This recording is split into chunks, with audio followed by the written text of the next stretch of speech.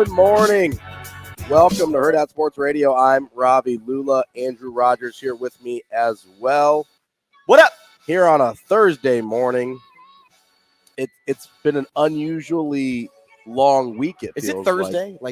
Is that all it is? I've thought it was Friday for about a month now, which is probably not accurate or possible. But you know it is possible. We're here live from Hurrdat Sports Bar and Grill and live on AM 590 ESPN Omaha, ESPN Tri-Cities. Of course, you can find us on Twitter, YouTube, all of the internet where good things are found. That's where you can find us. I'm feeling that hat you're wearing. What is that? Hey, hat? Thank you. This is the Nebraska Prospects hat. This is my fall ball team. Those are pretty sick. Yeah, I like those. I was a huge fan. Look at me, like I'm trying to look in the mirror, and then I look the wrong way. Do you ever do that? No, when yeah, you're absolutely. trying to show something. I do it on screen. selfies all the time. I look one way, and I'm like, wait, that's the wrong way. It takes me an unreasonably long time to figure out which direction I need. But to turn. What I really like about the hat too is it kind of gives me alternate Cornhusker That's vibes. what I thought it was like a cool Nebraska hat. Right. Yeah. And on the back you have the state. Dude, that's a great hat. Yeah. So go Prospects. Yeah. Yeah. You got any extra of those laying around? I might have to. I can probably ask somebody. That's pretty sick. What's your head size? It goes like small, medium, large, XL. So it'd be large. Large. Yeah. I'm like a 7 and 5/8. So you're a venti. Yeah. That's the only one that doesn't mean large. Welcome in. We've got a great show for you here today. We will talk to our usual guests, of course, Brian Edwards. It's a Thursday. Try and make you some money. He has a ton of plays again. I saw his list and I was like, you know what I'm excited about? The one that starts with a P? Yeah. And ends in Arlay? He threw a parlay in there and I was like, let's go. He's come over to the dark side. Yes, he has. I've rubbed off on him a little bit. Hopefully he has more luck than I do. He'll be coming up at 8:45. At 9, we'll talk to Michael Bruntz, our other Thursday regular. Love talking to Bruntz. We're also going to talk at 8:30 to Dominic Casciato, the head coach of Union Omaha. They're getting ready for the playoffs. I believe they start next week. Super excited for them. They had a great run to end the season, to end the regular season, and they're into the playoffs now. And then we'll wrap one up. Seed. That's right. That's top of the table, as they call it in football. Oh, is it?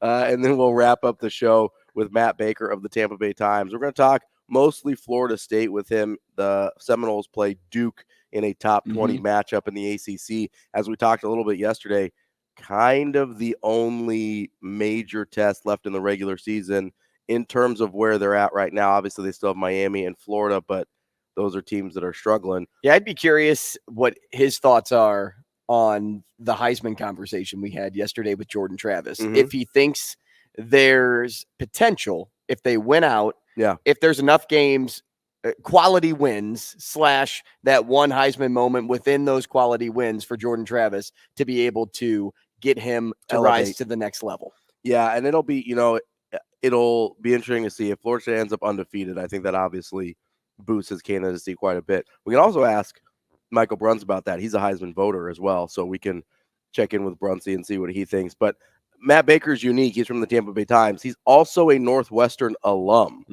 so we can maybe ask him how he's feeling about the game this weekend as well with Nebraska. I'm sure he's not paying too much attention to it right now. I mean, you never know. Listen, people's universities are very close to their hearts, like you're telling me. Yes and no, depends on where you go. Yeah. Right. So Northwestern, I would agree with. Northwestern grads are very proud about having gone. For me at Lindenwood, if I catch the score, I catch the score. I don't have a lot of scores to catch at Nebraska Christian College because it doesn't exist anymore. Oh. So kind of like my high school. Oh, really? Your high school shut down? My high school's gone. Oh, dang. That's crazy. Crazy. It was a small Catholic high school in St. Louis. Oh, and that place was awesome. Everybody knew everybody. Yeah. It felt like a little family. And when I really do mean that, because I don't think there were more than 280 to 330 in the school. In the whole school? Yeah. Oh, wow. So the graduating class I was in was 80. Oh, sure. So I'm gonna shoot on the lower end of the range I just gave. Yeah, it's like in the high 200s. Yeah. But yeah, it was great because you could try out for any sport. Mm-hmm. You would probably make the team, whether it was varsity or JV. There were even some freshman teams. I know that's kind of shocking when you have for a that school little. That's small. That's impressive. Yeah, little of number to have a freshman team. But also, like I was involved in theater productions and, various clubs that, some places you just don't have time for. Sure. For one, And or two, it's too big. It's too big for you to even be, a part of. Yeah. But there it was, kind of. Remember the scene in Semi-Pro, ELE, Everybody Love Everybody? Like, it felt like that. Yeah, that's almost the exact opposite of my high school experience. That's very similar. Well, you also went to a big high school. I did. So it's very similar to my college experience, right? But almost the exact opposite of my high school experience. My graduating class was in, I think it was the mid to high 600s. So 650. How long was that ceremony? It was really long. It's like a couple hours of just reading names. But I swear to you, so there were two instances where it's funny. I was just talking at my friend's wedding. There was a bunch of our high school friends there this weekend, and I was just talking to somebody about this. There was literally, we did a class picture in front of the school, one of those like panorama deals. And I'm looking, when we got the picture back, I'm looking at this thing. I was like, I don't know who half these people are. Like, not just I didn't know them personally. You didn't see their face ever. I did not recognize them as people that went to my high school, much less were in my graduate. Because it probably felt like a giant convention every day. Oh yeah, right? It's like you're going into one of those hotels for a like industry convention. Yeah, you remember the people that sit at your table. Yeah, the people that are like in your classes and stuff like that. And then literally at graduation, they're reading off names that I'd never even heard the name before. You're like, that dude went to Millard South for sure. I was like, have you been here all 4 years? Oh, you have. Oh, we went to middle school together as well. Oh my gosh. Oh, we were in the same homeroom. It was like, no, usually if people were in a class with me at any point, I knew who they were. And I knew a lot of other people besides that, because I did like newspaper and I like. How big were classes in high school for you? About 30. So people. How many teachers then? A lot. A boatload. They did pretty good about keeping class sizes reasonable. And like it's Millard, so it's like well funded and everything, but like there's a ton of teachers. That building's enormous. So in your class, well, I guess it doesn't matter because from senior to freshman, you probably have the same amount of teachers. How about just in one class, how many teachers are there? Oh, I don't even know. Like it's like, would it be like 50? Maybe not that high, but it's a ton. Like there's like I think there were 4 different freshman. Well, I guess English we could teachers. do the math. Yeah, like there were 4 different freshman English teachers. There's probably a quarter of the teach, or there's probably 3/4 of the teachers in that school. So that I'd never had. Would it be 20? Wouldn't that make sense? 600 divided by 30 would be 20. Yeah, 20 to 30 somewhere in there, probably per grade. So you're talking about probably 120 teachers in that school. I don't know, Aaron Behringer, if you're listening, tell me how many teachers work at Millard North. Back to the Behringer name. Dude, that's my guy. We love. He was that in guy. my math class. No, he actually was a sub though when I was at school. Really? Like, that's how he started his career. He was a sub at Millard North. And I never had him. I didn't even know he was there because the school is so big. But no, I loved it. And then my college experience was almost the exact opposite. I went to a very small Christian college, kind of like your high school, and then it ended up closing down. But very small. Like that's how I ended up playing basketball in college, because it's this like tiny school. And at 18, what do you mean, Ravi? You chopped? I mean, listen, I could shoot. I could still shoot. That's it. Like that's the only thing I bring to the table. And so I used to joke with my coach. I was like, Coach, if you put me in the game, you know what you're getting. Like, you're not getting great shot selection. You're not getting like ball handling. I will play defense really, really hard. I am limited because, height wise here. Yeah, but you were wide. Yeah. Listen, I stayed in front of people. I was actually like, and I was semi athletic at 18. Like I get it's hard to see now, but and I've always been a little faster than I look, so I could catch people. Now, were you as big of a weightlifter as you were after college? In college, not as much, but I was one of the strongest guys on the team for sure. I've always liked lifting, and so I got really into powerlifting after college. But I was one of the strong guys on the team. So half the time I'd end up guarding guys that are like 6'4" because I could like keep them out of the post, and that was it. It didn't go super well for us. It's not like we were good. I mean. But that's what was the best record you guys had at CC? Oh God, we never got to 500. I don't think we got close. Sounds a lot like Kennedy. All right. Yeah, this is like we're mirroring each other's experiences. Yeah, we just at a different age level. Yeah. And then Linden was it's like a D2, right? It's a now D1. Okay. They're in the OVC. Okay. It was D2 when I was there. Amount of students, kind of like a Notre Dame, of so like 6,000 to 8,000 somewhere in there. I would maybe say a little higher. Yeah, maybe close to 8 to 10. We're gonna look it up real quick. The commuter program was actually huge at Lindenwood. Okay. Because it was only 30 minutes outside the city of St. Louis. It was in a nice area of St. Charles, Missouri. So those that would work during the day come to night school. Lindenwood was kind of perfect for that. So I want to say we had about 2,000 students that were commuter only. Oh, yeah. Yeah, so a pretty good number. Now, maybe that's not. Maybe somebody else out there could probably be like, well, my college had like 5 Gs. Well, whatever. No, but for the Lindenwood, proportion yeah, of, yeah. It was a solid number. Looks like about 7,000 undergrads. So and I bet 10 total. I bet 5,500 of those are student athletes. See, that's cool. Like I like those schools that are super athletics focused. 90% of Lindenwood was student athlete based, and it went everything from football to the shooting, like the skeet shooting, trap shooting team, skeet shooting. That's what my wife did in high school. She was a trap. She was like a state champion trap shooter. Yeah. So I did a story when I was up in Sioux City. There were high school kids that were a part of a trap shooting team, and I was doing a long piece on Summer Olympic sports. Oh yeah. And I think trap shooting is one. Yeah. So it's kind of all coming together again. But for 2 weeks straight, I did a new sport. It went from like rowing to fencing to boxing to trap shooting to everything. Right. Yeah. So I go to the shooting range and I can't handle a gun. Like I really can't. Yeah. If anybody tries to break into my house, it's me and my trusty Velo high school baseball bat. But that's about it. So if you come in with, I'm a baseball bat home defense guy as well. Yeah. But my wife, listen, if my wife's home, you're in trouble. She's going to the case. I was gonna say you're in trouble. If my fiance's home, it's still the baseball bat. It's still the Velo. She can run. That's about it. So They handed me their shotgun, and I'm like, yeah, I can do this. Like, I have confidence out the wazoo until I don't have it anymore. Sure. So I stand there, and they pull, and dude, no joke, first one, I smash it. Yeah.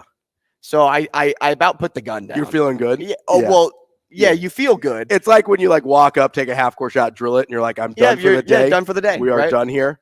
So, even a blind squirrel finds enough. Absolutely. Right? So then, they launched probably 20 to 30 more. Yeah. 20 more clay discs.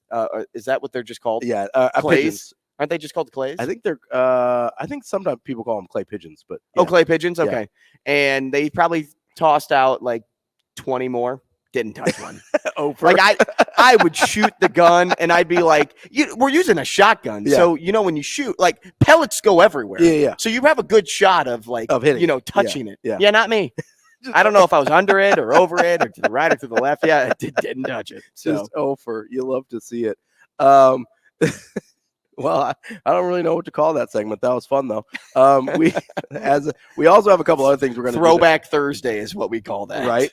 We also have a couple other things we're going to do today. Coming up at 8:00, we're going to do another AMA. I think we're going to do those every Tuesday and Thursday. Let's ride it. Little Hurrdat Sports AMA. And just so you know the scheduling, Andrew's going to be with me for the foreseeable future. And then Monday, Wednesday, Friday, he's going to play one of his games. Mm-hmm. And then Tuesday, Thursday, we'll do an AMA. Also coming up on the show today, we are going to do Nebraska superlatives. We're halfway through the year. We graded the team last week as members or as bands from the 90s and 2000s. That was me and Sauter. That was insanely funny. Thank you. I appreciate that. You knew I had to bust my boys' creed out there a little bit, They were actually in the building in Texas last night, which I was very excited about. Right. Couldn't power them to a win, but we'll do our Nebraska superlatives, and we've got some for the players and the coaching staff as well. So we'll have a good time with the superlatives as well. And then after that, man, we're just off to the races. Can I throw a PSA out there? Always. If anybody speaks fluent Spanish and can understand it and translate it to English for me, Andrew at Hurrdat.com. And I need it for a game. And not like, hey, I took a couple years of Spanish in high school. Because I did that. So did I. Paid attention. I got nothing for you here. We need fluent Spanish speaker. Mm-hmm. You can listen to Spanish television and know what they're saying without subtitles. That's what we're talking about here. Not anything less than that level of Spanish. So we've got some Spanish speakers out there. We need a little help. And I'll give you a shout out on the show if you help me. Yeah, we can figure something out for them, help them out a little bit. I've been told we can give away gift cards. Like we can maybe give away a little gift card. No, we just asked for, this is just a favor. You have to earn that. You have to earn the gift card by winning the game, calling in and winning the game. Speaking of winning games, guess who, right? Yeah. Hard game, played it really hard. Played it yesterday. Yeah. Goodness. Why does Wednesday feel 2 days ago? Feel like it was 2 days ago. I don't know. It feels like the Illinois game was 2 months ago. So I'm out playing softball with my team last night. By the way, shared national title like Michigan and Nebraska. We beat the top team in the league. There you go. In sideways rain. Yeah. No, it was not a good night to play softball last night. It was cold, windy, and it wasn't like pouring down rain. It was that tedious mist. Yeah, just kind of like spitting on you. If you are, exactly. If you're driving in your car, you still have to use like the second level of your windshield wipers. Yes. So we were out there playing, ended up winning. Great showing by I would say the name of our team, but I don't know if that would be if you can say it on the air, right? I don't know if people would get like the break in the word. Sure. A couple people came up to me about the Guess Who game and told me how difficult it was, and I said, guys, like that game is meant to be hard. Yeah, and the reason for that game, it's so I think the understanding for those listening was this is 20 questions, but it's not 20 questions. No, it's ask as many questions in a minute as you can in a minute. Yeah. So as you said yesterday, well, we'll try to clean it up maybe a little bit, but at the same time, I'm like, I kind of want to write out the difficulty level and see who can be the first to crack the code. See, because iron sharpens iron. It is a very difficult game, and I like that it's difficult. Here's where I was. So we talked about this for an extended period of time after the show yesterday. Why do we spend so much time on things? And very invested in our games. And I was like, hey, I want to make it like 10% easier. But the problem is when you start eliminating categories or you start like filtering things out a little bit, it makes it way easier, right? Because we did an exercise off the air. We're like, okay, what if we just do athletes? And you got that way easier. Or what if we just did, pop culture people and that it becomes way too easy, too fast. So we're trying to figure out if you've got any ideas, let us know. You give us a call on the War Horse hotline, 888-638-4876, or you can hit up Andrew at Hurrdat.com or Ravi at HurrdatSports.com. There it is. If you've got ideas on how to make it like 10% easier. So I want to make it a little easier, a little more gettable.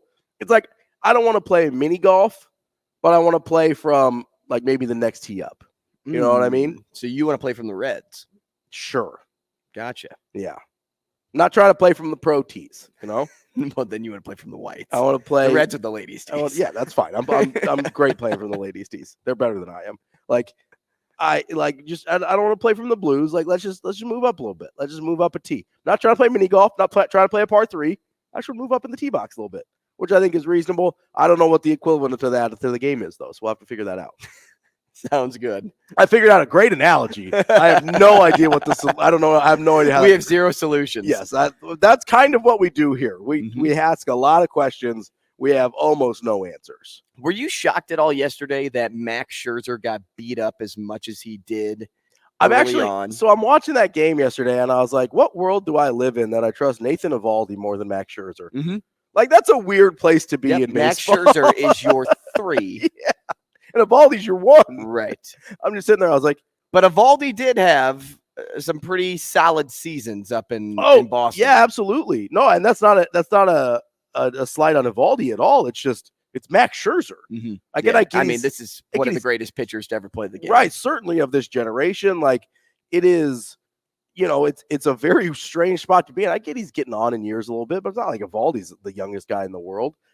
And I literally was thinking that exact same thing. We didn't even talk about this beforehand. I'm sitting there last night, and it's 4-0 Astros after Altuve hit the home run.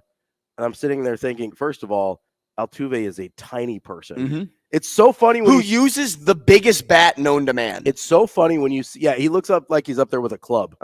It's the exact opposite of Adam Dunn. You remember Adam Dunn? The tiny Reds. It looked like he was swinging a pencil. The tiny bat. They're probably the exact same size bat. They're just that much different size than people.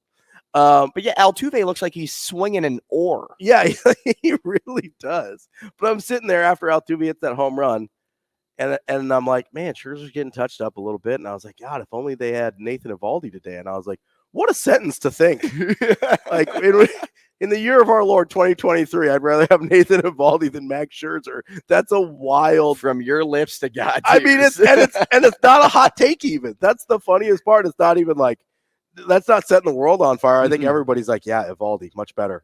And it's like Scherzer dominated for like a decade. Yeah, but I'll tell you what, watching Eovaldi pitch, and I haven't watched him pitch much this year, seeing how locked in he stays. He's so intense. No matter the scenario behind him. Yep.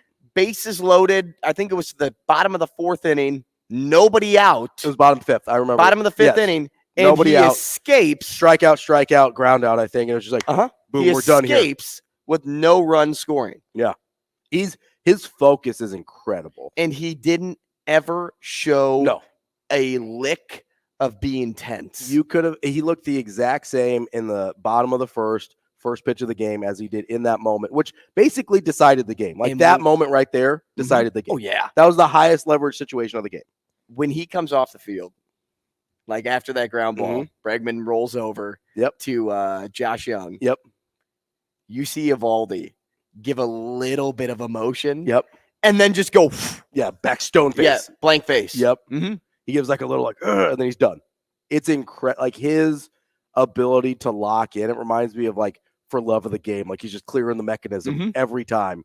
And it's incredible. And I appreciate that so much about him. Obviously, he was with that 18 Red Sox team that won the title and loved the dude. Like loved Eovaldi. Was thrilled they re-signed him. But I'm happy for him. I'm happy that because he had a lot of arm injuries before he went to Boston, and people are like, I don't know how this career is going to go. And the fact that he's kind of turned into this like ultimate postseason pitcher, I love that for him. So who's the game 2 starter or game 1 starter for who? For the Rangers. That was Eovaldi. So then who was game 2? I'd have to look. I don't remember off the top of my head. I just wanted to know if they were going in order of their depth chart. We'll check on the break. Coming up next, I think we're going to do our Hurrdat Sports AMA. Let's do it. Get started early this morning here. That's Andrew Rogers. I'm Ravi. Lulla. More coming up next.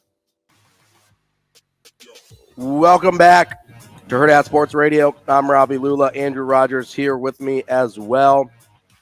We are about to play a little Hurrdat Sports AMA, and that's brought to you by our friends at Dingman's Collision Center. Dingman's has been in business for over 25 years in Omaha, 18 years running, best of Omaha, first place, and they can work on every make and model because they invest in the latest technology.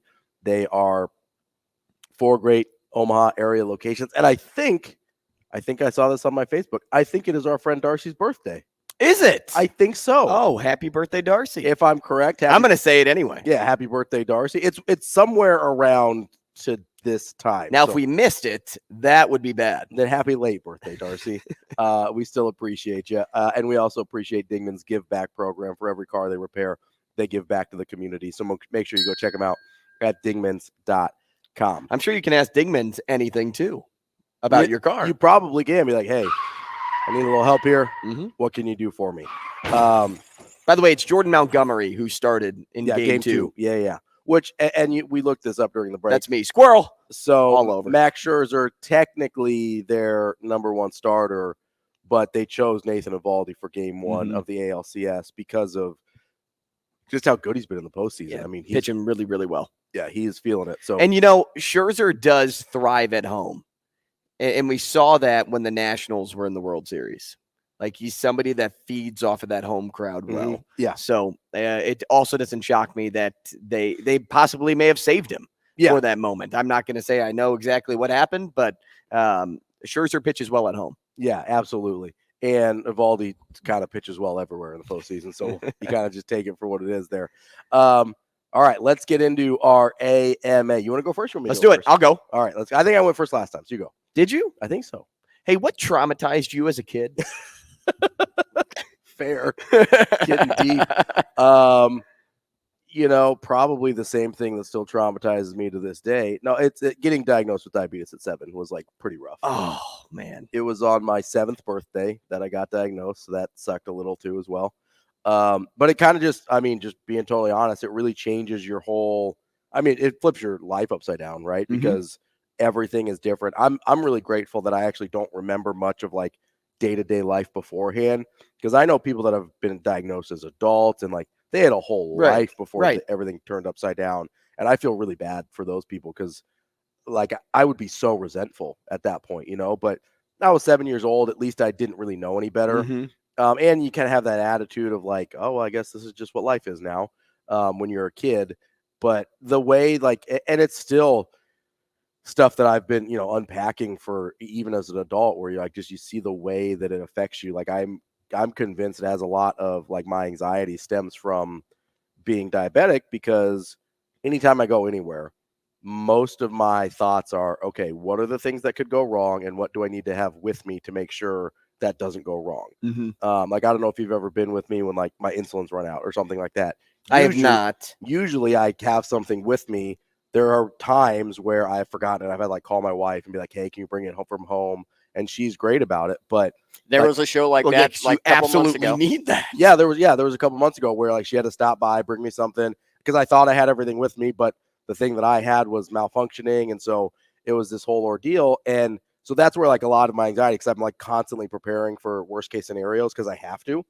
And so that's really hard to compartmentalize to one part of your life, right? So just being totally honest, when I was diagnosed with diabetes was definitely probably the most traumatizing. And that was so deep. I thought you were going to say like running up the steps when you turned off the lights in the basement, and everybody sprints up the stairs because they don't want the dark monsters to come get you. Nope, it was that one. That one's real. It's maybe like getting lost in a giant grocery store without and you can't find your mom. And no, honestly, outside of that, like pretty good childhood. Being told like I don't have a lot of complaints, like and it, even with that, it was fairly normal. Normal, whatever that is. But like, I don't remember anything super weird. It's just, you had this kind of whole thing hanging over it. What about you?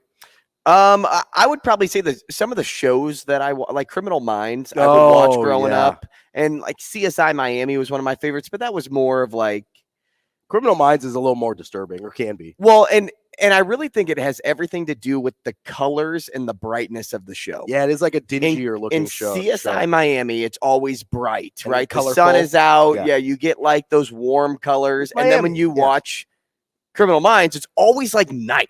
Yeah. Anytime something bad happens, it's night. It's like, have you seen the movie Seven? Yes. It's all shot like Seven, basically, like with like dingy and dark and So certain like shows like that would and I would watch it before I'd go to sleep. Yeah. I don't know why. It's just kind of what we like to watch. And I'm really into crime shows still to this day. Yeah. But sometimes I'd go to bed and I'd be like, somebody's going to get me tonight.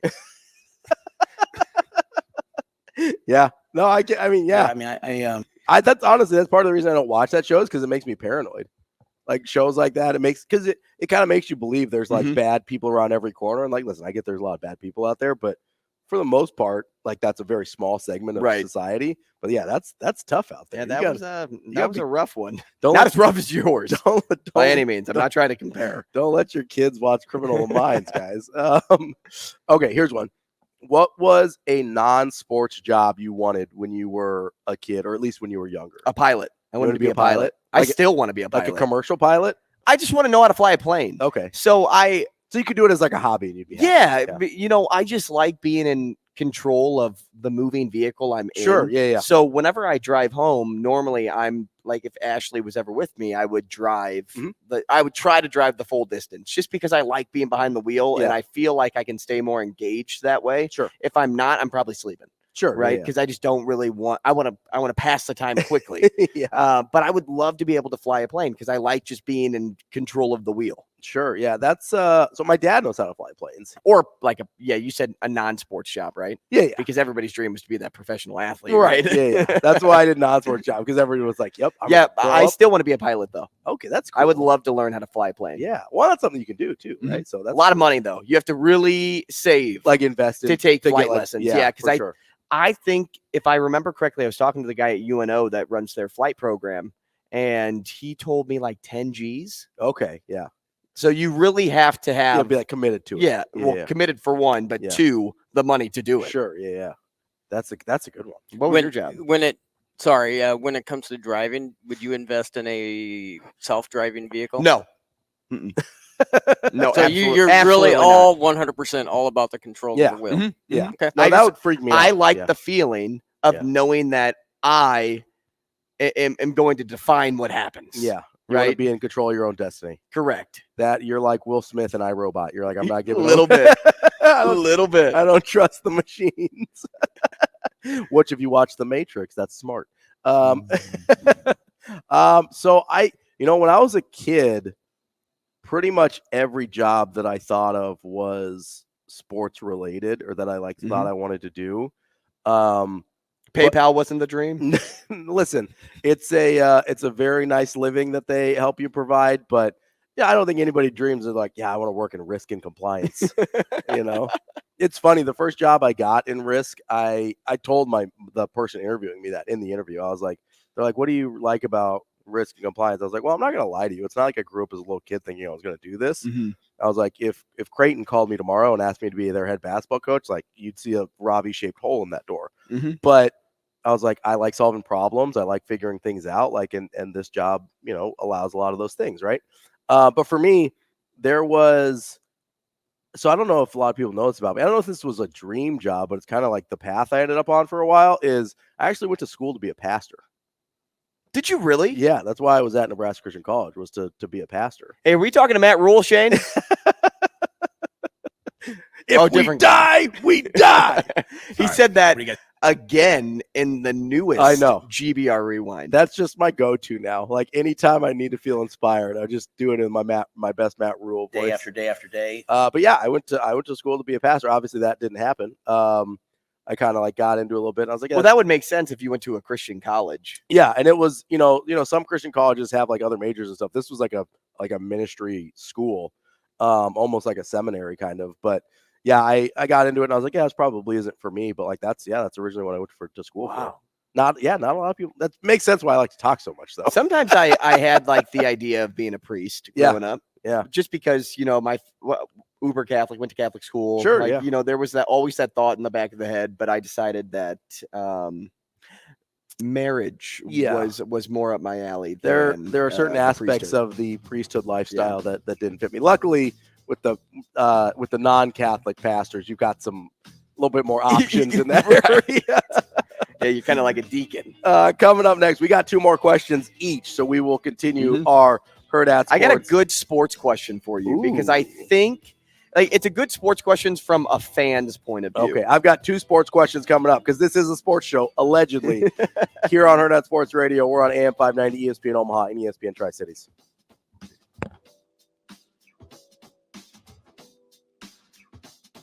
Welcome back to Hurrdat Sports Radio. I'm Ravi, Lulla. Andrew Rogers here with me. We are live on AM 590 ESPN Omaha, ESPN Tri-Cities, Twitter, YouTube, all of the places that you like to be on the internet, at least in the morning. We're also brought to you by our friends at Rockbrook Camera. Rockbrook Camera, not just trying to sell you a camera, trying to help you become the best photographer you can be, whatever that means for your life, whether you're a professional or just trying to share your friends and family with the memories that you have there. They've got classes that you can get to learn your new equipment, or you can upgrade, trade in your old equipment, or you can check out their extensive rental program, rockbrookcamera.com. They're at 168th and Center in Omaha, or 70th and Pioneer in Lincoln. All right, continuing on with our Hurrdat Sports AMA. Hey, Ravi, when is it okay to cry about a sporting event outcome? Would you say always, never, or exclusive? But if you say exclusive, I need the example. Yeah. I'm going to say exclusive, and I'm going to say there's a few times, right? So it's not always. If you're crying about a normal regular season game, you need to probably go to therapy. Which is okay. So that Chargers fan? Yeah, like that's a lot, man. That's a lot to just cry at a regular season game. Maybe you got some other things going on. I would talk to somebody about. I guess that. She may not have been crying because she was planted, right? Yeah, there's a plant, not real. But if your season ends whether that's playoffs, regular season. I think it's okay to cry when your season ends. That's a big investment. It's a long time. It's okay to cry when your season ends. So you think as a fan, you can cry? Yeah, absolutely. You can cry when something really, really good happens. So tears of joy, you could cry. Like if Creighton or Nebraska ever won a national title, like I'd probably cry. Like I'd have a couple tears of joy, I think. So like when McDermott got his record or whatever. Yeah, so I was at that senior night. Like graduated. I got choked up a little bit at the senior night when McDermott scored 3,000 points and they said bye. And like low key, this is kind of funny. So I love Doug McDermott, but like Ethan Wragge was my favorite player on that team. Like I named my dog after him. And so like I was as upset about Ethan Wragge as I was about Doug McDermott, even though like they weren't even in the stratosphere of the same type of player. So like, but those were almost tears of joy too, because it was like, man, I just experienced this awesome thing for 4 years and it's over, but I'm like really happy that I went through it. So if you like something good happens, you win a championship, senior night, things like that, I think it's okay to cry. If your season ends, whether playoffs, whatever, those are the ones that come to the top of my head. Like even I don't know if there was like if Steph Curry had like a career-ending injury, I might cry. Like I love Steph Curry. So I think there's a few instances. So let me narrow it down even more then, because I feel like exclusive was the easy answer. What if it was only always or never? Then I'd go always. I'm not going to be like, oh, you can't cry about sports. Like sports matter a ton to people and they matter a ton to me. So I'm never going to not be romantic about baseball. Exactly. Like that's sports are emotional. I don't have a problem with people crying about sports. You can't forget about like when somebody passes away, like Kobe or whatever. Yeah. Oh God, that was rough. I bawled when Kobe died. Now, okay, tell me this: last time you cried about sports, probably when Kobe died. I know that's kind of a different about like an outcome of a game. It's been longer than that, but I definitely cried when Kobe died. I'm trying to think outcome of a game. If last time I got tears. Last time I cried over an outcome was when Cody Parkey double doinked. Oh yeah, that's tough. That was miserable as a Bears fan. Because I saw it coming. Because he doinked all year. So this actually might have been. So I think this was this was a couple months after Kobe died in 2020 when Creighton clinched the Big East regular season title against Seton Hall in 2020. Like I got choked up a little bit. Like that was a huge moment for like growing up, watching what Creighton was, and like you've got these, they played in the Civic Auditorium when I first started watching them. That place doesn't even exist anymore because it was a dump. Like seeing them. But some of those games were legit. Oh, the crowds were crazy. Like this is not a indictment. Either that and UNO hockey. I mean, both. Yeah. And UNO thrived there. I used to go watch Omaha Beef games at the Civic Auditorium. Like I went to see Omaha Racers games at the Civic Auditorium back when the what was that league called? The CBA. You probably saw concerts there. I mean, it was like it was it's a dump. It was this like venue from the 60s or whenever, and like they were not making great venues back then. And so but no, when Creighton like clinched the Big East title, I was pretty choked up. Like that was a big deal. Okay. Here's one for me. What is your most proud moment of athletic achievement in your life? Most proud. Like what's the most proud you've ever been as an athlete? As an athlete, yeah. Good question. I could either take this the hysterical way. Let's do both. Okay, or the serious way. Let's do both. We'll start with the hysterical. Yeah. Homecoming week in high school. Okay. I was a part of the all-star dodgeball game. Okay. Which you can probably kind of make out when there's limited numbers. Sure. The athletes of the school are normally the ones that are playing in that game. And it was the juniors against the seniors, and senior. Was I junior? I was a junior.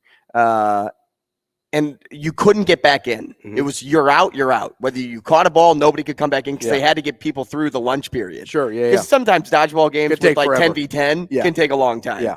So I don't know. I kind of blinked, and it was like 8v2, and I'm a part of the 2. Not great. Okay? Not ideal. I blink again. It's down to me. Mm-hmm. There's like 7 6, 7 guys on the other side, and I'm solo on my side. So I just kept rolling the balls back, and I'm like, the only way I'm going to win is if I catch. Yeah. Like, that's the only way I can come back. And we had this chant. We did the gladiator chant at our school, kill, kill, kill. And so everybody's screaming that as I'm, standing there awaiting my feet, right? Well, one throw after another, catch, roll them back, catch, roll them back. So now it's down to like 4v1, and the kill chants are like starting to like simmer down, die down a little bit. They're kind of like, what's happening? They're like, guys, what are we doing? Well, then the football quarterback who threw rockets. Yeah. I'm like, he's the one I have to worry about because he's going to be the most accurate. Yeah. Out of anybody over there, he's the one I have to worry about. It's going to be the hardest to catch because it's coming at you quick. Dude, I caught that ball, and when he got out, the kill chant stopped. And so then it got down to 3v1, then 2v1, then 1v1. Yeah.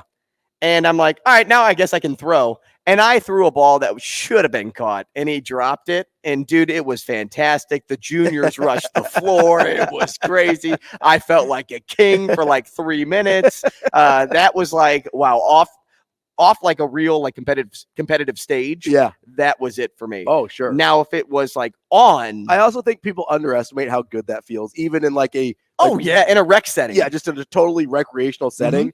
Like, that feels incredible. The furthest we ever made it in soccer was state quarterfinals. Okay. And I would say that was the best for me. Sure. I wish there was a baseball moment, like, cause you make diving catches or throw guys out at the plate, whatever. But like going the distance, like get in somewhere was like the feeling of just moving on is the best type of feeling. Yeah. So I'd probably go with that. Yeah, that's a good one. That's a good one. For me, and honestly, it's really not in like a team sport setting or anything because my athletic career was not remarkable after a certain age, like I was a pretty good baseball player when I was younger, but never to the point where it mattered. But honestly, so it was when I finally benched 405, like that was like a lifetime. Oh, that's goal. cool. Like that was, and it was right before I had to quit lifting. It was like less than 6 months before I had to quit lifting for health reasons. Or quit powerlifting at least. And so like that was something I'd literally strived for almost like since I was in high school, basically, like that I'd been working for it for like 15 years basically at that point. And so that was an incredibly cool moment for me to finally like eclipse that. And then that was kind of my last like major moment in powerlifting was benching 405. So that one I'm still proud of. Like that was because it was the work put into it, right? Like the accumulation of like all these years of just finally paying off, right? Like that was enormously satisfying for me. Nice. I see those moments. There's just so many great moments in sports, and that's it's why never about like just the moment, right? And man, that's why I can't wait to be a dad. Yeah. Like and have those moments for my kids. Yeah. Like I know that you're not like ever gonna be that person. Like maybe you're gonna put your dog in like the kennel whatever. My dog's the AK. Is it the AKC? Is that what they call it? Like the American Kennel Club. Yeah. But for me, like I just can't wait for those. Yeah. My offspring to have those moments. Sure, yeah. Like that'll be great. One more thing before we go to break. Do you believe in the Aaron Rodgers comeback story? Ooh, it depends on what you mean by believe in it. Like, do I think he's going to play this year? Yes. No, I don't. Shane beat you to it. He got me on that bow drop. I think he could be remarkably effective in his rehab and his comeback and stuff like that. And there's just a huge gap between being able to walk, feeling good enough to like throw on a field, and being prepared to play NFL quarterback at a high level. And if he comes back, it's got to be close to playoff time, right? Yeah. So it almost seems like tensions are higher, guys are hitting harder. It could be even worse for him. You're putting yourself in a bad spot. Even if you like are borderline, it just seems like a bad idea. But you got the best doctors, you got the most money. You do. That is true. You got a full team that's billionaire team. If he comes back, doctors and money though don't fix your injury. Yes. Like they help with rehab. They may progress like the rehab portion, but your body is the only thing that can handle an injury like that. Maybe he's in the recovery period. Maybe he's a freak, but that's a long recovery, especially for a guy his age. So That's AMA. Coming up next, we're going to do our Husker superlatives here on Hurrdat Sports Radio. We will be back. Welcome back to hour number 2 here on Hurrdat Sports Radio. I'm Ravi, Lulla, Andrew Rogers here with me, and we are live on AM 590, ESPN Omaha, ESPN Tri-Cities, and we're brought to you by Pratt Dental. Pratt Dental, located in North Platte, Nebraska. Dr. Pratt is the only dentist in Nebraska that provides the BioClear method and modern smile design, which can correct many aesthetic dilemmas in a permanent and less invasive fashion than traditional treatments. Pratt Dental, creating healthy smiles. Give them a call at 308-221-2800. And, if you had gone to Pratt Dental when you were in high school, maybe you would have gotten the superlative of best smile in your graduating class. Absolutely could have. You definitely could have with that modern smile design and the BioClear method. I don't know if any of our current Nebraska Huskers have gone to Pratt Dental, but what I do know is we have superlatives for our current Huskers halfway through the season. That's what we're going to get to now. Let's do it. I'll take it. Let's do it. I texted Andrew last night about later than I should have. Mid-softball game. Yeah, mid-softball game. And you're like, hey, we can do this Friday if you want. I'm like, no, let's do it tomorrow. And then I stayed up way too late. Yeah, I probably should have saved it for Friday. But I texted him because I kind of had this idea, and I was like, oh, I kind of like that. But I didn't want to put you on the spot because I think it was like 8:30 that I texted you. And I was like, different people do morning shows in a different way in terms of like when they do their prep, when they like to go to bed. So I try anything after like 7. I'd really try not to ask too much of anybody. So that's why I was like, hey, we can save this for Friday if you want. But you're like, no, let's do it. And I was like, all right, we're going to do it. So we've got. Yeah, I started doing that prep at 10. Yeah, that was a mistake.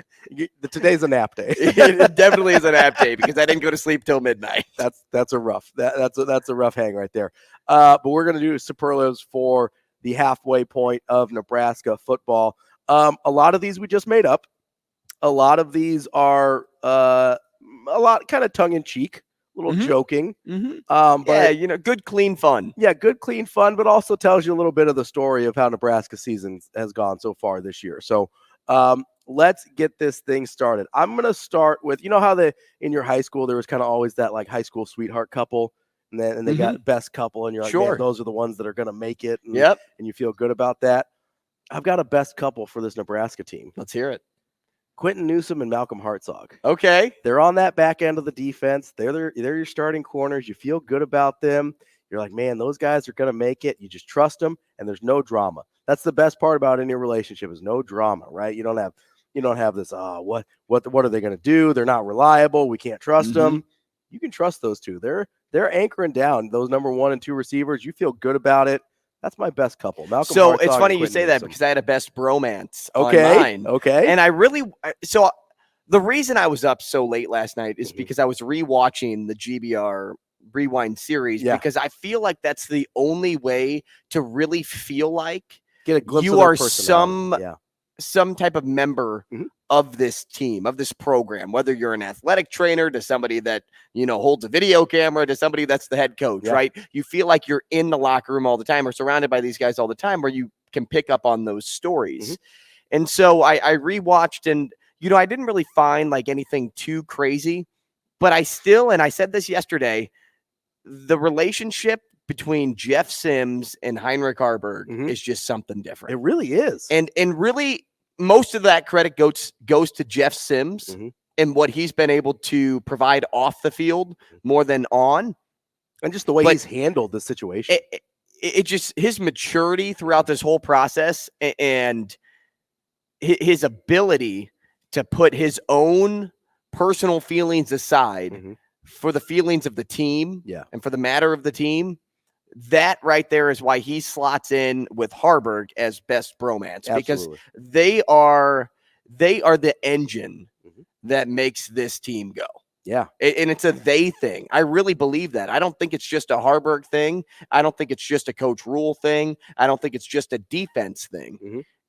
The leadership that you have from the guy that wears number 7 paired up with your quarterback, your starting guy, it's just a soup.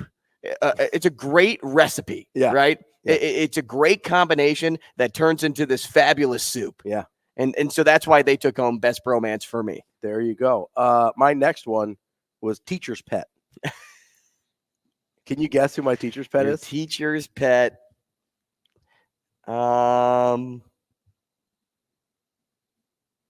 Is it a starter? Yes. He has missed a little time, but it's a starter. Rock solid starter. Taylor? Not Taylor. No, I don't even want to guess. It's Luke Reimer. Good one. That is a good one. the- I was thinking defense, but I was thinking freshman, and I didn't have enough. Like, I didn't study enough. Like, Yeah. you ever take that test in school where you think you know enough, and then when you get to the question, you're just like, yeah, I don't know that answer, so I'm just literally going to guess, but don't want people to know my answer. That was that moment. You just described every test I ever took, basically. Oh, good. You were the guy that didn't study and got A's. We all get it. Yeah, no, I We all get it, Shane. I took the AP history exam as a junior, I thought, and one of the essay questions was about the French and Indian War, and I was unaware that we had covered the French and Indian War in that So class. did you say it was a war between the French and the Indians? I did. Yeah, no, I was like, the interesting part about this war, and I just nonsense, and yeah. Anyway, that's Gave you a B? well, it was the AP test, so it was it's like a 1 through 5. I don't know. It doesn't matter. But that's exactly as you were describing Gave you a 4? As you were, I think I did get a 4 on that test actually. But as you were describing that, I was like, I had a flashback. I was like, French and Indian War. But my teacher's pet is Luke Reimer. Every chance Matt Rhule gets, he just gushes about that guy. From the start, he has been all about Luke Reimer, about the way he embodies and exemplifies everything that Coach Rhule wants in terms of a football team and football players. Like, and I don't think, a lot of times with the teacher's pet, sometimes it's a kid that maybe sucks up a little bit. Sometimes it's just a kid that that's just how they operate, and they just line up with how the teacher thinks. That's what I think it is with Luke Reimer. I don't think sometimes some guys can be.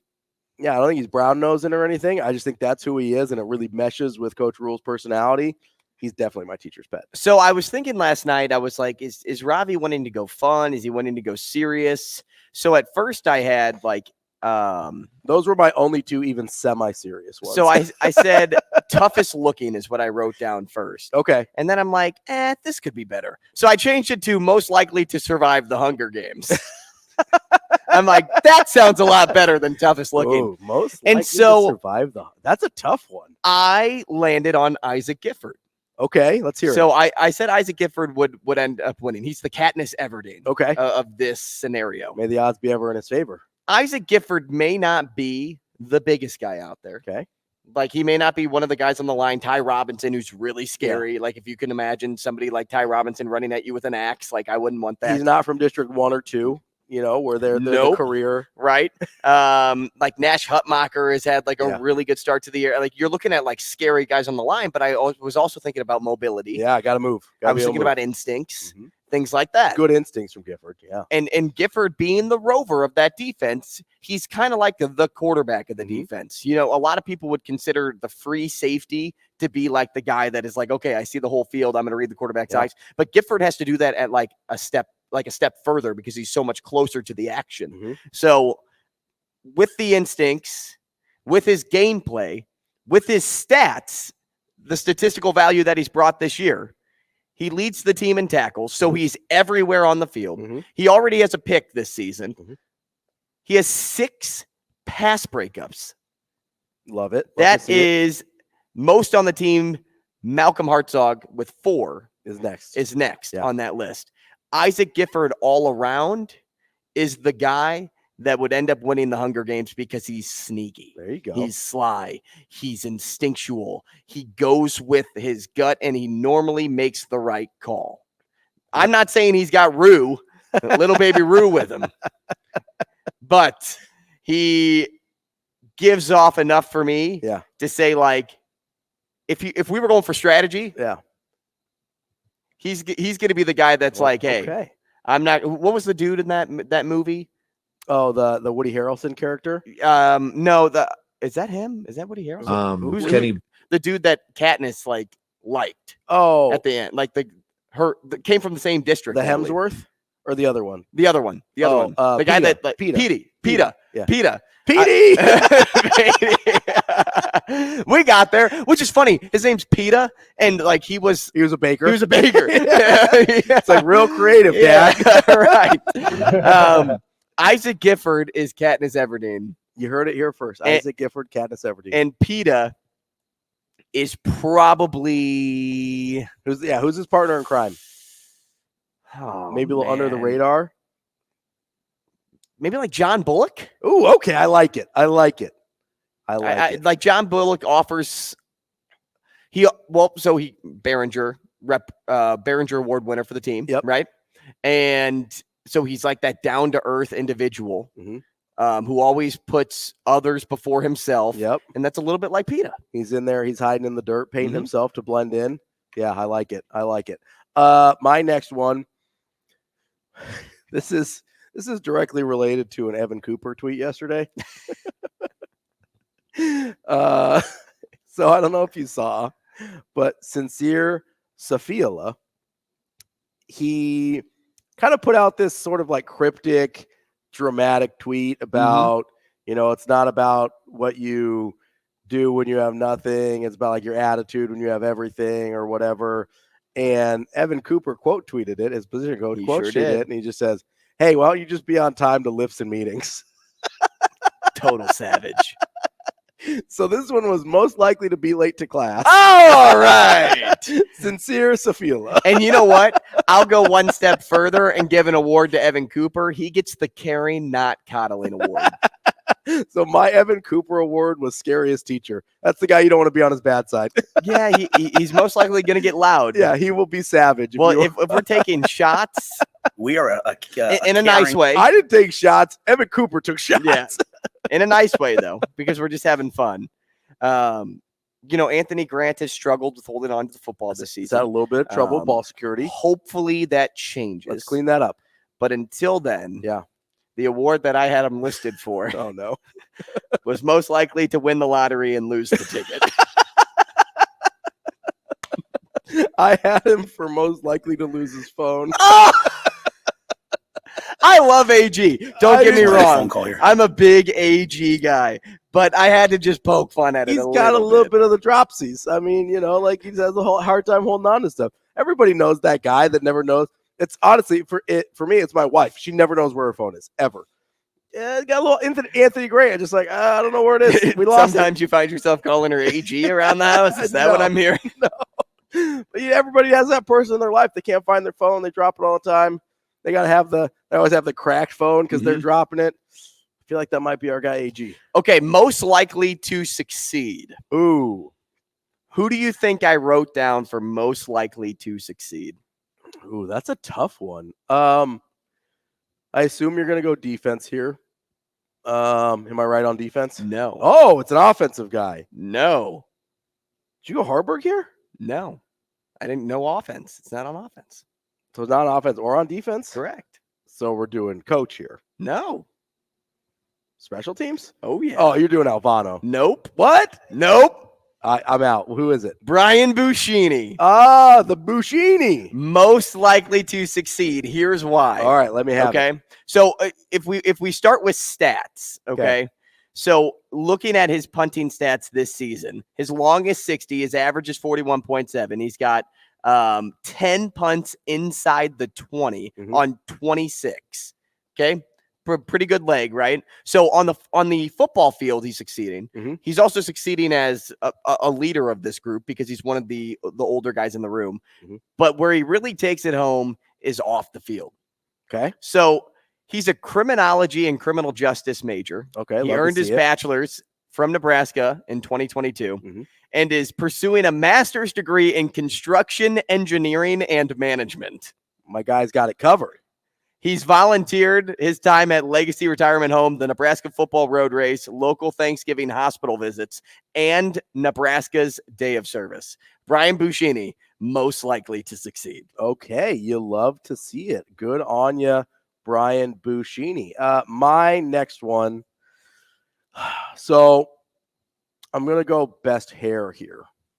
So I thought about doing a best hair, but then I was like, I'm going to not do it, but I have somebody in mind for if it is different than who you're about to pick. So this one, I mean, listen, I've been thinking about this all year, and I was trying to all year. No, I have. I've just been haunting me. I've been trying to figure out who this guy reminds me of all year, and it finally clicked last night while I was doing the best hair category. So Billy Kemp's best hair. Okay. And there is an uncanny resemblance to Corbin Bleu from High School Musical. There is. It is unbelievable. It is ridiculous. Like not you gotta just get hair, get your head in the game, but like the facial structure. Like he looks a lot like Corbin Bleu to the point that it freaks me out a little bit. And so that's my best hair. I just mostly because I wanted to bring up how much Billy Kemp looks like Corbin Bleu. Mm-hmm. It is uncanny. He does. He really does. There's an uncanny resemblance. Who was Billy Kemp yours, or who'd you have? So Billy Kemp was on the list in the running for sure. But I was actually going to give it to Corey Collier. Corey Collier. Oh, that's some good hair. Look at the length. Yeah. Of his dreadlocks. That's a commitment right there. That's sick. Yeah. And that takes, I like that too, because that's not easy. Like you have to be committed to that for a long time. Oh yeah. Like if you're looking to date somebody on the Nebraska football team, you're like, hey, that guy can commit to something. I'm going for Corey Collier. That's so Corey Collier, if he's single, he's also Man Crush Monday. Well, I mean, listen, like most likely to win Man Crush Monday. Is that what we're saying here? Honestly, if I'm going with the Corey, I gotta go strength and conditioning coach Corey Campbell. I always kind of love the strength and conditioning coaches. Like that's right up my alley. So maybe Corey Campbell's my Man Crush Monday, but we'll save that for actual Monday. Who knows? It's Thursday, maybe. Even though we forget, maybe, maybe we forget what day it is half the time around here. I actually had Billy Kemp though written down for life of the party. Oh, I could see that. So somebody that everybody respects. But kind of comes off as quiet. Yeah. But then when you see him after games, when you get that inside look, again, I'm going to go back to GBR Rewind. Yeah. But he's dancing away. He's kind of vibing. Feeling I'm like, if he showed up at your party, you'd probably flip out. You're going to have a good time. You'd know exactly who he is. Yeah, absolutely. Like there are football players out there. That's that dude from High School Musical. or what's the one that all the jump ropers would watch it jump. Oh, I have no idea. Oh, jump in, jump on, something like that. Is there a jump rope movie? Oh, it was a Disney movie with Corbin Bleu. I don't remember that one. I think it's Jump In. Jump In. Jump In. Yeah. So yeah, it was a jump rope movie. Why do I know that? I don't know. That's Shane. That's a deep cut. Shane was telling me before the show. Nobody can do that. So I thought High School Musical was a deep cut. That is a deep cut. But I rested with Billy Kemp because if football players showed up at your party, right? Say it was just a lineman, and you weren't very familiar with the team, you'd be like, that guy probably plays football. Oh yeah. But if Billy Kemp walks in, you'd be like, that's Billy Kemp, right? Like I feel like he's just such a recognizable human being. Yes. Yeah, he is. So he's the life of the party. I like it. I love it. So I moved on to coaches here for my superlative. Okay. Say the superlative and I'll try to guess the coach. Okay, so we'll start easy for you. Okay, we'll start off with a little layup here. Okay, a little layup line. Most likely to be mistaken for a student. Oh, yeah. I'll go with my fellow young 20-year-old Garrett McGuire. Absolutely, because he is, I think, younger than some of the players still. I would think he's younger than Josh Fleeks. I think he actually is younger than some of the players. I think he was on the team with Josh Fleeks. Oh my gosh, at Baylor. Okay, 1 for 1. Okay. Most likely to be your friend on Facebook. I'm going to shy away from Matt Rhule. I'm going to go Matt Rhule. Ooh, so I went Ed Foley. Okay, that's a good one too. I went with Matt Rhule because one of the awards I had set aside for him was most liked by parents. Fair. And so I feel like if Matt Rhule got a follow request from let's just say the Bullock parents. Yep. Or, he definitely accepts the follow request. The Newsom parents, right? Yep. That would be something that he would accept. Yep. So I rested with that. Ed Foley's another good one though. Okay. So I went Ed Foley because Facebook mostly for the older generation now. He's the oldest guy on the staff. He also kind of feels like that uncle at Thanksgiving that's like, why didn't you accept my Facebook request? Yeah, okay.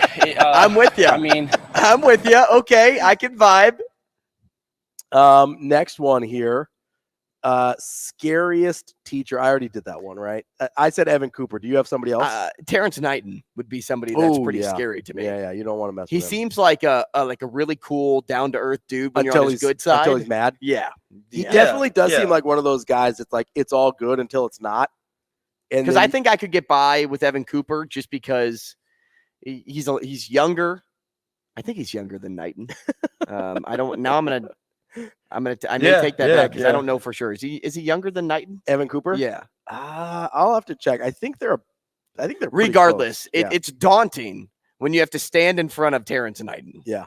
It's not overly daunting to stand in front of Evan Cooper. His voice may carry him. Dude, he's got kind of those crazy eyes, though. He does. Evan Cooper's got a little crazy eye to him. I feel like if Terrence Knighton was like towering over me, that would scare me more. Like Evan Cooper's gonna look you straight in the eye because he's not a huge dude, but man, he's got a little bit of that super intense eye contact that I'm like, oh, man, we're good here. I'm backing down from this one.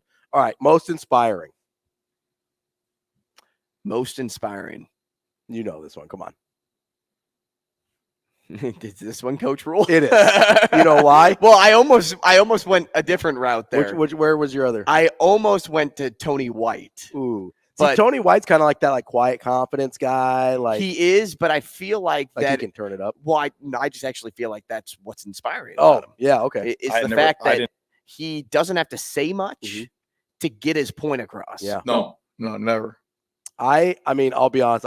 I've been thinking about the "if we die, we die" for like 2 weeks. I can't get over it. If we die, we die. Yeah, like that just plays nonstop and on a loop in my head. It's just Matt Rhule. Well, I think I've said this once before. It reminds me of Leonidas from 300. Yeah. It's like Leonidas or like Gladiator. This is where we hold them. Yeah. This is where we fight. Yeah. This is where they die. This is Sparta. Exactly. Coach Rhule's got a little bit of Leonidas vibes, a little Maximus Decimus Meridius vibes, like my dude, little William Wallace vibes out there. Are you not entertained? that he's got a little bit of they can never take our freedom. The Maximus Meridius line was good. I like that. Yeah, that was well done. Well put together. I'm a huge Gladiator. Well, I don't know if I would have ever been able to say his full name. Yeah, Maximus Decimus Meridius. He's commander of the armies of the North. Yes, he is. So that's what else did he say? The South and general of the Felix Legions. But he said husband to a murdered loyal wife, servant to the true emperor Marcus Aurelius, father to a murdered son, husband to a murdered wife, father to a murdered son, and he will have his vengeance in his life for the next. Yep. I don't have the whole speech memorized or anything like that. It's not a big deal. Well, you know, I've got the tattoo, right? I've got the SPQR tattoo. No, you don't. Yeah, I've got the Gladiator tattoo on my. Stop. Yeah. I would say, Ravi, take off your shirt during the break, but that doesn't come across well in any We've situation. got some FCC issues here. We're not gonna do that. Coming up next, we've got our guy Dominic Casciato, head coach of your Union Omaha, as they head into the playoffs. Top of the table, won the league in the regular season. We'll talk to him coming up next here on Hurrdat Sports Radio. Halfway through the show here on Hurrdat Sports Radio, I'm Ravi, Lulla, Andrew Rogers here with me as well. We are on AM 590 ESPN Omaha, ESPN Tri-Cities, Twitter, YouTube, wherever you find your podcast, you can find us as well. We're brought to you by our friends at Warhorse Sportsbook. They are the best place in Nebraska to place your sports bets. They've got kiosks and tellers, or you can download the Warhorse Casino app, view the live odds, build your bets anywhere, and then go to the casino, scan the code, and place your wager. They have the ability to place bets on pretty much every major sporting event, regardless of what you're trying to do there. Straight bets, parlays, props, in-game betting, all accepted. Visit warhorsecasino.com/sportsbook or get the Warhorse Casino. Warhorse Casino. There it is. For details and the full list of house rules. Warhorse Casino, no bets, no glory. I felt like I was trying to say Red River Rivalry all over again. Right? Man, that one is a tricky one. I usually don't have trouble with our friends at Warhorse, but hey, one of those days. It gets the best of you sometimes. You know, sometimes the tongue twisters just start getting caught up with you, and I think it's horse and then sports. Horse sports, right? Gets kind of gets a little tricky in there. Hey, before we get to coach here real fast, I'm looking at my pick'ems because I got to submit my pick'ems today. Is Kyler Murray playing this week? Not playing, but he's practicing. So he's got, with the injured reserve, you've got kind of a window where You can start practicing before they decide. So is that the 21-day window? Yeah, so Okay. they can use that period to decide if they want to bring you off of the injured reserve or Got not. it. And he's in that right now, but he's not quite ready to play Perfecto. yet. One of our bosses texted in during the superlatives segment and said, when I was doing Most Likely to Be Your Friend on Facebook, good old CG goes, Ed Foley would never miss your birthday on Facebook. He's one of those guys writing on the wall. That is funny. Probably also sending you a Facebook message. That guy is making sure you know that he That wished is you. funny. He would have wished Darcy a happy birthday. He absolutely would have, but he would have been for sure what day it was. I'm only mostly sure what day it is. Joining us now is the head coach of Union Omaha, Dominic Casciato. Coach, how are you this morning? I'm doing well, guys. Thanks for having me. How are you guys? Very, very good. Are doing great. Not as great as Union Omaha as you guys, man, you wrapped up the season in incredible fashion. Was it, correct me if I'm wrong here, 14-game unbeaten streak, and 13 of those were straight up wins, right? Yeah, that's correct. Yeah. That is an incredible run. It shot you all the way to the top of the table, if I get the vernacular right here for the sport. Just as you're kind of going through that, that's got to be, if not the longest, one of the longest winning streaks of your career at any level, right? Like, that's an incredible amount of time to not drop a game. Yeah, we won 10 consecutive games in that period, which was a record for USL League One, the league that we play in. I think the previous record stood at 6, and the league is super competitive. Everybody is well coached. There's a lot of parity between the teams. So to win 10 on a row is an impressive feat, and super proud of the guys for doing it. Coach, first round bye and the 1 seed, as already stated. Obviously, the energy surrounding the guys has to be strong. But how do you get the overall message across to not underestimate any opponent at any stage, despite the ranking at this point? Yeah, it's a good question. I think for us, all season we've just focused on getting better and better, right? And obviously you reference, the last 14 games where we haven't been beaten. I think that's a culmination of the work we've been doing, right? Just from day one of preseason, we've been speaking about just every day we're together, whether it's practice, whether it's the game, our focus is just on improving and getting better. And over the course of the season, obviously the results picked up and we ended up in first place, which is great. And we want to take that mentality now into the playoffs, right? Rather than focusing on, okay, these guys finished 6th or 5th or whatever it may be, because we don't know who we're going to play yet. Our focus is, over these next few days of training and going into next week when we're building into that specific opponent, our focus is going to be us improving and then also being aware of what the opponent can do and how they can hurt us, because every opponent can hurt you. Mm-hmm. So we've got to make sure we're prepared going into each game and making sure our mentality is at its highest level. Coach, I'm curious, obviously you end the regular season the way you do, and now you've got a little bit of a break before you actually start your playoff run. Is that, I guess, how do you view that? Because you could view it as, hey, maybe you lose a little bit of momentum, but also you could kind of see it as a reset of, all right, what we did in the regular season was great, but it doesn't necessarily matter in the postseason. Does having a little bit of time between your final regular season game and your first postseason game give you a little bit of time to reset that mentality and say, hey, what we accomplished was great, but that has no bearing on what we have to do next? Yeah, exactly. I think you hit the nail on the head there. I think for us, winning the league over 32 games, it's a great achievement. 32 games of, preparing and building into games is a lot of work. It's a lot of work for the players. It's a lot of work for the staff. And then when you get these moments where you can celebrate and enjoy your achievements, I think you've really got to take advantage of it. So we gave the guys a few days off earlier this week. We're back in training now. And I think those days off help everybody to, one, enjoy what we've achieved, which is something special. But then 2, it's also an opportunity for guys to have a mental reset, for guys to get a break if they need it. And then for us to reset our messaging to the group, which is, okay, we did the first job, right, by winning the league. Now the second job is to go and win the playoffs. And I think a little break allows there to be some separation between celebrating and then working again. if that makes sense. Coach, do you like the, I guess, American soccer leagues are set up a little bit differently than they are in Europe, and, where specifically like with the Premier League, you win the league and like that's it. There's no playoff. There's other tournaments and stuff, obviously, but do you kind of like that, hey, you've won the league and now you still have a little bit more to play for with a league playoff? Or I guess was that a little bit of an adjustment for you? Yeah, I've been in the States a long time, so I'm kind of used to it now, and I think I'm more American than I am. But no, look, I've been around the playoff system for such a long time, and it's second nature to me now. And I think it's great that we've got something to play for. I think it's great that we've got a first round bye, and I think it's great that our playoff game and hopefully the final will be here at Werner Park. So no, I've fully embraced the American culture to the playoffs in the league, and looking forward to the first game for sure. Coach, you bring up Werner Park. I'm not totally roped into everything surrounding the Union Omaha program, but I do remember back in January a story coming out about a new soccer stadium. Has there been any progress to that proposal? And if not, how far do you think a championship, again, could go in attaining a new home?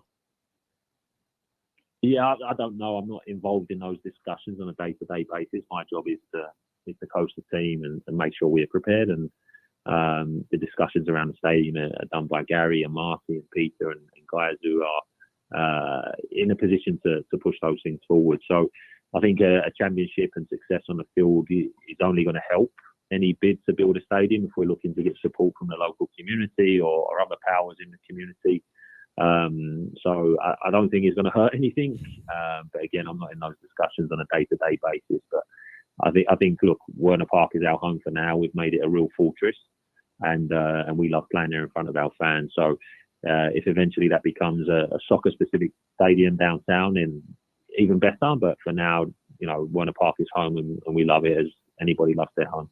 Speaking of the fans, for those that may not have attended a game yet this year, or maybe ever for that matter, what can they expect if they show up to a playoff game? And who are some names to watch out for while they're there? Yeah, look, I think it's a great experience coming out to watch us at Werner Park. Is always entertaining. This year, as well as winning the regular season title, we also broke the scoring record for the league. We scored 61 goals, I believe, which is more than anybody else has done in the history of USL League One. Wow. We play an entertaining brand of soccer. It's fast and it's furious and it's in your face. And I think our fans really resonate towards the way the team's been playing this year. So I'd like to think they'd be entertained by what happens on the pitch. And I think off the field, our supporters groups are great. There's a great atmosphere around the game. It's kid-friendly. If you want to get involved with our supporters groups, they're always up for having new members and introducing people to what Union Omaha is all about. So I'd highly encourage it to anybody that hasn't been out yet. Coach, I was out at the last regular season game earlier this month, and I got to say, I'm really hoping I can get out to watch it in the playoffs as well. Best of luck to you in the playoffs, and hopefully you guys are ready to go come October 28th. Thanks, Coach. Brilliant, guys. Thanks for having me. See you later. That is Dominic Casciato, head coach of your top-of-the-table Union Omaha, number one seed in the USL League One playoffs. They will play their first match in the playoffs October 28th at 4:30 p.m. Opponent to be determined, because top of the league, you get a bye in that. Mm-hmm. Coming up next, we are going to talk to our friend Brian Edwards, Vegas Insider, make you some money. It is that time. We're trying to make you some money as we wrap up hour number 2 here on Hurrdat Sports Radio. I'm Ravi, Lulla, Andrew Rogers here, and joining us now is our friend Brian Edwards, Vegas Insider, our go-to investment expert is what I like to call him. B, how you doing this morning? I'm doing good, gentlemen. What's happening? B, great to see you. Great to hear from you. Before we get into your plays, I have one ask. Just one thing I'd like to ask you, because I'm in a Pick'ems league, okay? And we have 3 college football games taking the spot of NFL games this week. And one of the games is Penn State, Ohio State. Ohio State banged up right now. I'm not really sure. I haven't seen any real reports that, hey, they're going to have all of their guys back yet. And Penn State looking pretty good. Do I risk it in my Pick'ems league to put Penn State pretty high up there in the points? This is straight up, not against the spread. Right. Do you like try to always go with like one underdog each week? Yeah, one or two underdogs. And I like to go with college because I'm the only one in this Pick'ems league that actually knows a lot about college football. Okay, I got you. I mean, I'm not against it. I'll tell you they're 13-0 against the spread, but covering 4.5 doesn't sound like that'll help you if they don't win outright. Correct. Okay. Okay. They got a decent chance. I mean, I think I could find 3 better games where a team's gonna win outright though. Well, so the other 2 games are Alabama, Tennessee, and USC, Utah, and I have USC and Bama higher up on my list than Penn State right now. Okay. Well, I think Utah may win that game. Really? Because USC, aren't they like 7-point favorite? Aren't they a touchdown favorite? Yeah, but Utah kind of owns them, and they always kick their ass at the line of scrimmage.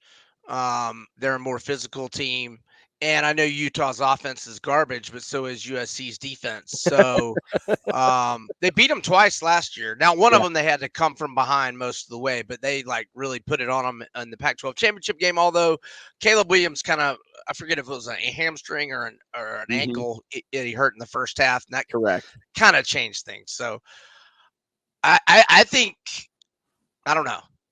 I think I would go with Utah before I would go with Penn State, I think. Okay, good to know. There we go. All right, let's get to some of your picks. You've got Clemson and Miami. Don't like a side on that one, but you kind of like the number. What are you thinking?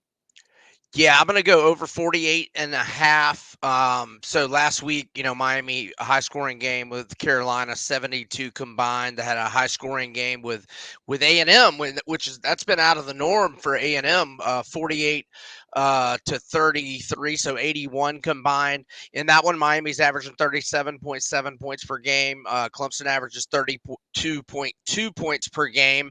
I think Shipley's going to be able to have success on the ground. Clemson might get his best receiver, Antonio Williams, back. Now, he's still questionable. Don't know that he's going to be back, but I want to say he's been out a month. He didn't even play against FSU. That was the first game he missed, and I feel like it's been a month ago. So I just think it's a low total, and I won't bore you with all the stats of Van Dyke and all that, but I think this one gets over 48. Gets to 49. I would like it all the way to 49, being a key number, multiple 7.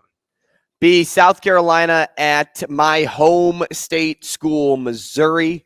You like 2 plays here in this game. Not only you like the over, but you like Mizzou to cover as well. Mizzou, I mean, even though they lost to LSU a couple of weeks ago, they're a really good football team. Yeah, they are. And I like the over more than I like Missouri. So for money management purposes, the over is my main play. I made this total 64. The over 6-1 overall for Missouri, and the over's on a 7-2 run for South Carolina dating back to last year. 4-1 in its last 5, and those 4 overs in their last 5 had combined scores of 80, 61, 67, and 68. Rattler and Cook are 2 of the best quarterbacks in the country. Xavier Leggett and Luther Burden might be the 2 best wide receivers in the SEC. And Missouri's defense has been a disappointment. They're only 74th nationally in pass defense, and South Carolina is dead last, 133 out of 133 FBS teams in pass defense. So I think Cook and Rattler should have big games. I like it over, and I also like Missouri. It is 7, so I wouldn't go more than 7. Just not sure where South Carolina's psyche is right now after that heartbreaker last week. And Missouri has won 4 in a row in this rivalry, and 3 of those wins by at least 7. So give me Mizzou, but more on the and let me also mention that the Gamecocks have left Columbia 3 times this year, lost by 10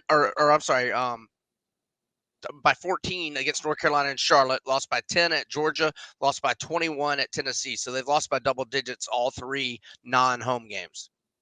B, another SEC game that I wanted to ask you about, Army at LSU.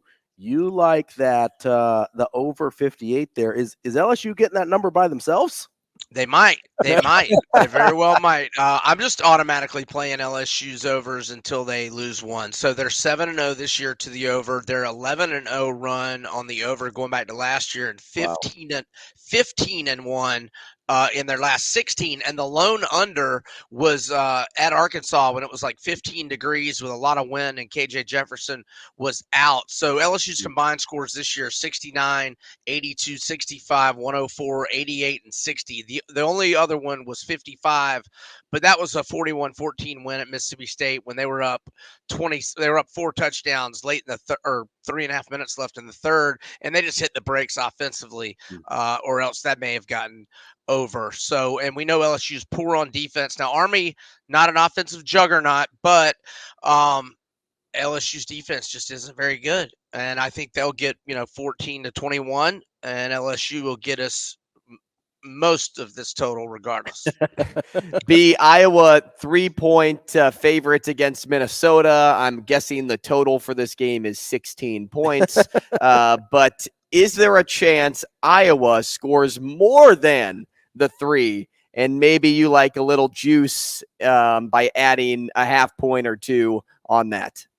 So the total is actually 31.5. I'm pretty sure that's the lowest we've seen all year. And Iowa's had a lot of low mid 30s totals. So now under. Right. Iowa, now it is 3.5, but I want, to buy the half point to 3. Okay. So you want to come down. Yeah. So as long as you can do that minus 130 or cheaper, if your numbers, you can't do it if they're charging like minus 150, don't do that. And if it's 4, maybe pass or just make it a really small play. But look, Iowa, they are 2-0 against the spread as a single-digit favorite this year. We know they're good on defense. They probably have the best punter in the nation. Their last 6 when they've been an underdog, pick 'em, or single-digit favorite, 6-0, both straight up and against the spread. And Minnesota's just bad this year, guys. I mean, they're 0-2, both straight up and against the spread as underdogs this year. Lost by 42 to Michigan, lost by 18 to Carolina. They lost the Big Ten's leading rusher in Darius Taylor about a month ago. They're hoping he's going to be back this week, but PJ Fleck's not giving away any information on that. They're also missing their best linebacker. Maybe he's back, but I kind of doubt it this week. And as much as I know it stinks, it's probably going to go 11-1 to get the Big Ten championship game. But last thing on that one, they have won 8 in a row over Minnesota. That's a big part of this as well. 6-0-1 against the spread the last 7 head-to-head. All right, B, let's move over to the NFL real quick. You've got Bucks and Falcons on your list this week. Bucks playing surprisingly well this year with Baker Mayfield. What do you like on that one? Yeah, so I'm going to go with Tampa Bay minus 2.5. I would like it at 3 as well. So the Falcons have left home twice this year. They lost by 14 in both instances. They've got the worst coach in the league, and Arthur Smith. They out-yarded Washington 402 to 193, had a 25-13 advantage in first downs, and Arthur Smith just blew the game, being an absolute moron that he is. And I just think Tampa Bay is going to get it done at home, and whenever the Arthur Smith era ends will be a rejoiceful day for me and the Falcons fans. Not soon enough. Not soon enough. All right, B, about a minute and a half here, and I have to talk about this because when I saw the P word listed in your text message, I got all excited, and that word is parlay. Tell me about your parlay this week. Yeah, so 3 SEC home favorites. It should get back about plus 155. That's Alabama at home to Tennessee. It is Missouri at home to South Carolina, and it is Arkansas at home to Mississippi State. The Hogs, they've lost 5 in a row, but they love their coach. They're not laying down. They're still playing hard. They made things very interesting at Bryant-Denny early fourth quarter last week. They only lost by 3 at LSU on a walk-off field goal, lost by 7 at Ole Miss, by 3 at Bama. Like, they've had to get on an airplane 4 Fridays in a row. And even in being at home here this week, Mississippi State's had 2 weeks to prepare. The SEC really sticks it to them scheduling-wise, but I'm confident they're going to keep playing hard, and I think they should end that losing streak. And Will Rogers is questionable. We don't even know if he's going to play, the star Mississippi State quarterback. B, real quick before we let you go, about 30 seconds here. You've got the under in tonight's Jags-Saints game. How much of that is dependent on whether or not Trevor Lawrence plays, or is it at all? I would prefer he not play, but look, the unders on a 12-0 run for the Saints. Their highest scoring game has been 37. I know we're against the clock, but go look at the Saints numbers. All their games are under. and the number today is 40, so you like the under Right. there regardless. Under. Yep. Brian Edwards, we appreciate you as always. We'll talk to you next week. Let's make some money. Thanks, B. Thanks, fellas. Y'all have a great weekend. You too. Coming up next, Michael Bruntz, Husker 24/7 here on Hurrdat Sports Radio. Welcome back. Hour number 3 here on Hurrdat Sports Radio. I'm Ravi, Lulla, Andrew Rogers here with me. Shane Schillerberg producing. We are live on AM 590 ESPN Omaha, ESPN Tri-Cities, and it's 9 o'clock. You know what that means. We're on KFOR in Lincoln as well. Yes, it is. Shout out to all of our fine affiliates that are helping us out here. Also, shout out to the Teammates program. They help out. They were obviously founded by Dr. Tom and Nancy Osborne. The Teammates mentoring program's mission is to positively impact the world by inspiring students to reach their full potential through mentoring. 1 in 3 young people grow up without a mentor, and that relationship can be so important.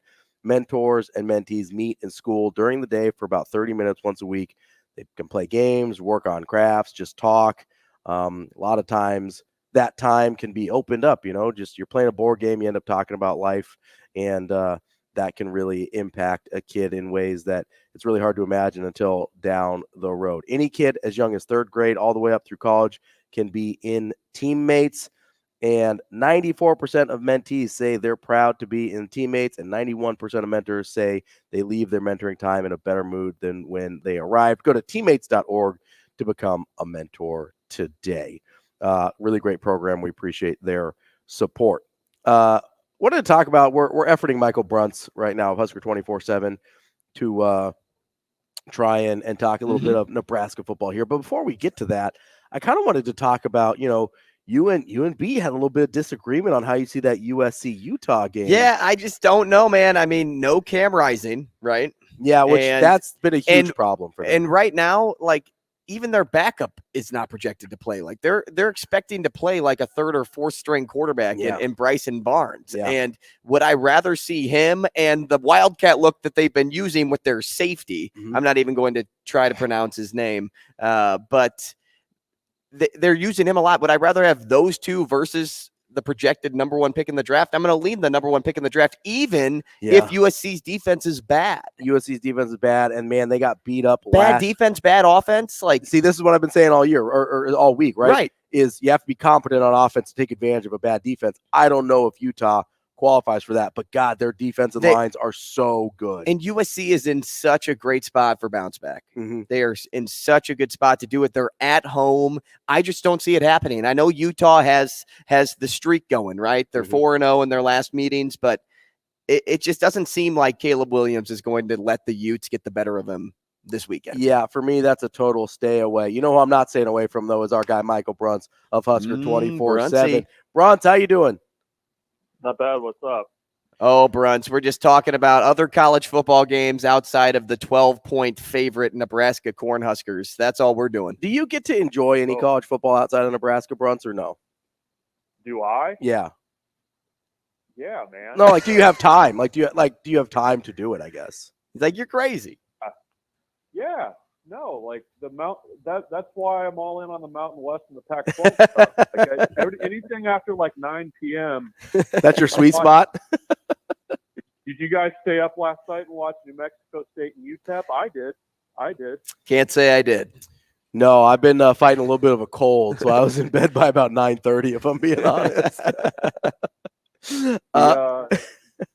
New Mexico State didn't look too bad in that one. I turned it off. They might have blown it. But, So being a big Pac-12 guy then, before we get to the Huskers, are you on USC or are you on Utah this weekend? I'm staying away from that one. See, that's what I said. But if you had to choose a winner, like an outright winner, what would it be? I would probably go USC. I think as bad as USC's defense is, I don't know that they've got. I don't know if Utah's got the offense to take advantage of it. So I would probably lean USC in that one. It's in LA, right? Correct. Yep, it's at USC.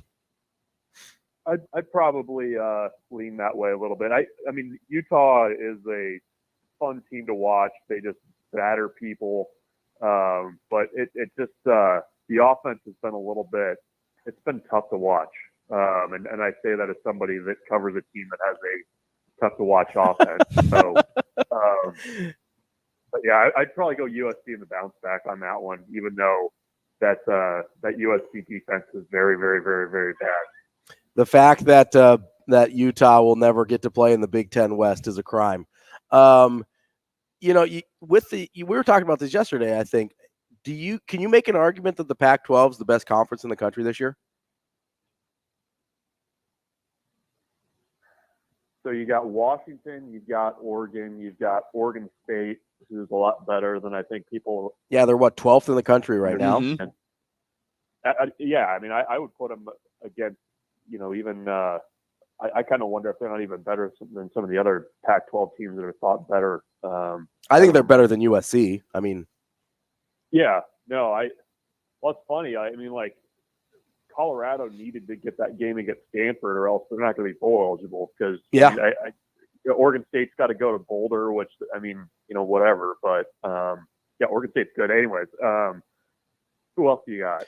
Utah's hanging around there. Utah's still 14th in the country. I mean, correct. That's still a really good team, despite how bad that offense is. We mentioned USC at 18. Washington State not ranked, but pretty good, and then UCLA is kind of right on that. Well, and are we sleeping on Arizona? I mean, better than people think. I think. I don't know that I've missed a game worse than that one. I did not see that coming at all. But I think it's the one thing that the Pac-12 has this year, and then I'm sure everybody tuned in to listen to me talk about the Pac-12. Yep. But they've got like teams that are like 9-win type teams, where before it was so top heavy with USC and Oregon, and I think they've got some good coaches out there right now. I think DeBoer at Washington, he's a fantastic coach. I think Jonathan Smith at Oregon State, he's going to have some decisions he's probably going to have to make in the next couple of years about what direction he wants to go. I mean, I think it's a fun conference this year, where in the past it was just kind of like a bunch of teams just battling to get to 6 wins. I mean, now you've got like legit, probably 3 through about 7 in that conference that would be pretty competitive with about anybody in the country. Bruntz, as we change directions and talk Big Ten football, Nebraska as much football. as I'd love to just move into Penn State, Ohio State, we'll talk a little Nebraska here.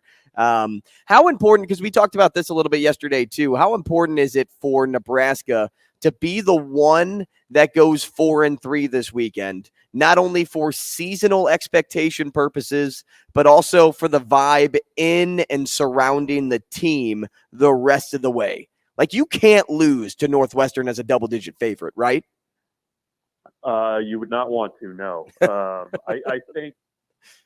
I think for Nebraska, it's an important game because you're coming out of the bye week. You had all that momentum going into the bye week from the Illinois win, and I think the feeling that you want is that you were starting to turn things around already when you beat Illinois. You improved on that during the bye week. And now you're kind of setting yourself up for, I mean, this 3-game stretch right here is basically what, whether or not you're going to a bowl game. I mean, let's be honest. That's outside noise. I understand that.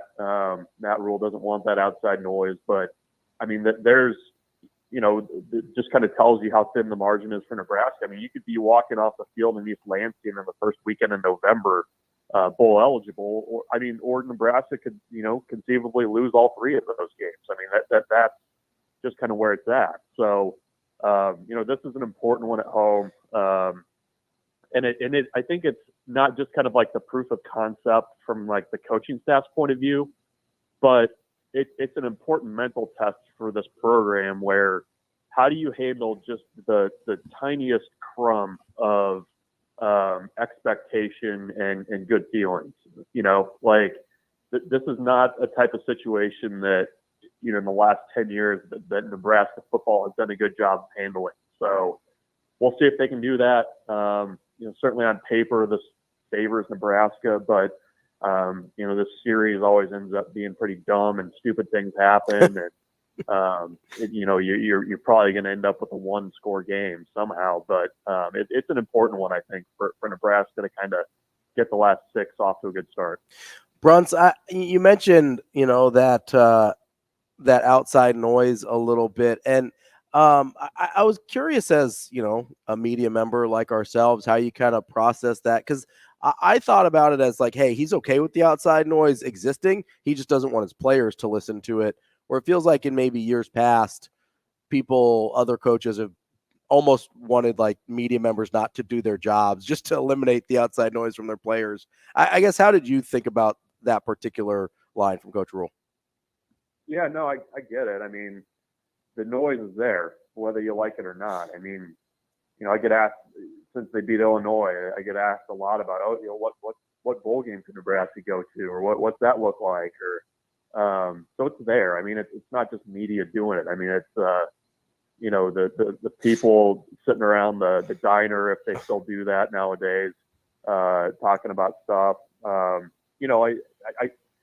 part of it, I think, stems from the fact that Nebraska fans just want badly for things to go the right direction. And like when you kind of start getting the car rolling down the hill a little bit, you want to hop in and you want to hit the gas and go. And I just think that's kind of where they're at of the program. And Matt Rhule knows like that's going to be out there. But his, basically since the day he arrived, I mean, they've been focused on the next day, the 1% better line that they say all the time. I mean, that's what he wants to build his program on, which is, kind of runs counter to, people wanting to know if Nebraska is going to be playing in Detroit or Las Vegas, or if there's a chance they could end up in Nashville. So that's just kind of where things are at. And it's a matter of the players and the coaches to keep their heads down and keep working. Because, I mean, this is not a finished product by any means. And certainly still not a program where you can count on just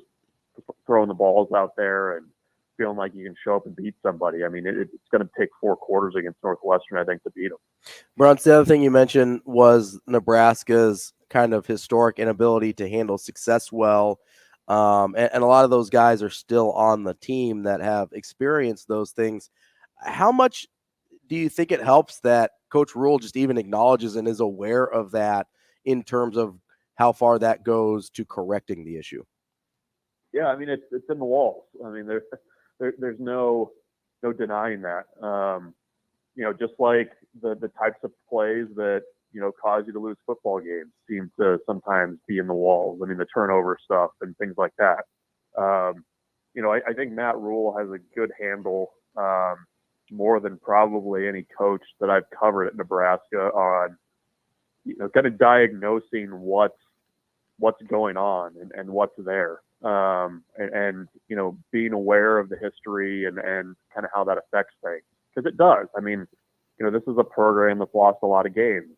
And most of the veteran players on this team, their career highlight to this point has been beating Iowa last year. I mean, that's just kind of where they're at. So, yeah, I mean, you have to acknowledge it. And I don't think the message that the players are getting from the coaching staff has changed at all. I mean, it's been a consistent message going back to November when Rhule got here. So I think that helps. But he even had a line in his pregame speech in Illinois about, wishing for something good to happen or waiting for something good to happen. I mean, I feel like that's kind of what he's up against. Is how do you, as a program, kind of grab the bowl and go out and make sure it happens. So that's a challenge. I mean, and it's not something that I don't think you can just kind of get rid of that overnight. It's going to be a multi-year kind of thing. Bruntz, the key to the second half, game by game, is what? The key to the game. I mean, it's a turnover thing, right? Like, in my head, like, this is a defense that's going to keep you in every game. You're over the last 6, you're playing 2 teams that have interim head coaches. You're playing 2 other teams that are down the starting quarterback. You're not playing any real high-powered offenses, I would probably give the nod in that group to Maryland. But, then again, they lost at home last week to Illinois, which I still don't understand. So, I think as long as Nebraska kind of takes care of its own business, they don't turn the ball over. You try to be as efficient as you can on offense. I think that helps a ton in getting you wins, because this is a defense that's going to travel. They're certainly going to be testing against Iowa and Wisconsin and kind of the more typical run-heavy teams. But I think 6 games into this, you kind of have an idea of what this defense is, and I think that's going to be the recipe: is play well on special teams, manage the game on offense, and let your defense go out and win. I mean, it's Big Ten West football. You got to embrace it, and I think that's the key. I mean, on Saturday, as long as Nebraska's offense doesn't go out and turn the ball over 3 times, I feel like they should have a pretty comfortable Saturday. But that's not something that they've been able to do with consistency. So we'll see if they can do it. We've seen the attempt to clean up play, and it's just been very slow. The process has been slow to try to get to where they want to be. Do you think that process is going to continue to be slow? Do you think it's something that they possibly figured out during the bye week, or something that can be figured out in a week's time, say against an opponent like Northwestern? Yeah, I don't know that everything's going to magically look great. I think what the bye week coming when it did does for you is it allowed Nebraska to kind of sit down and say, okay, we didn't come into the season expecting Heinrich Haarberg to be our starting quarterback. We expected to have some of our wide receivers out there that we were maybe banking on at the start of the season. We hope that we have our other 2 running backs. Basically, how do we make this puzzle fit? And what do we do well? How can we be efficient?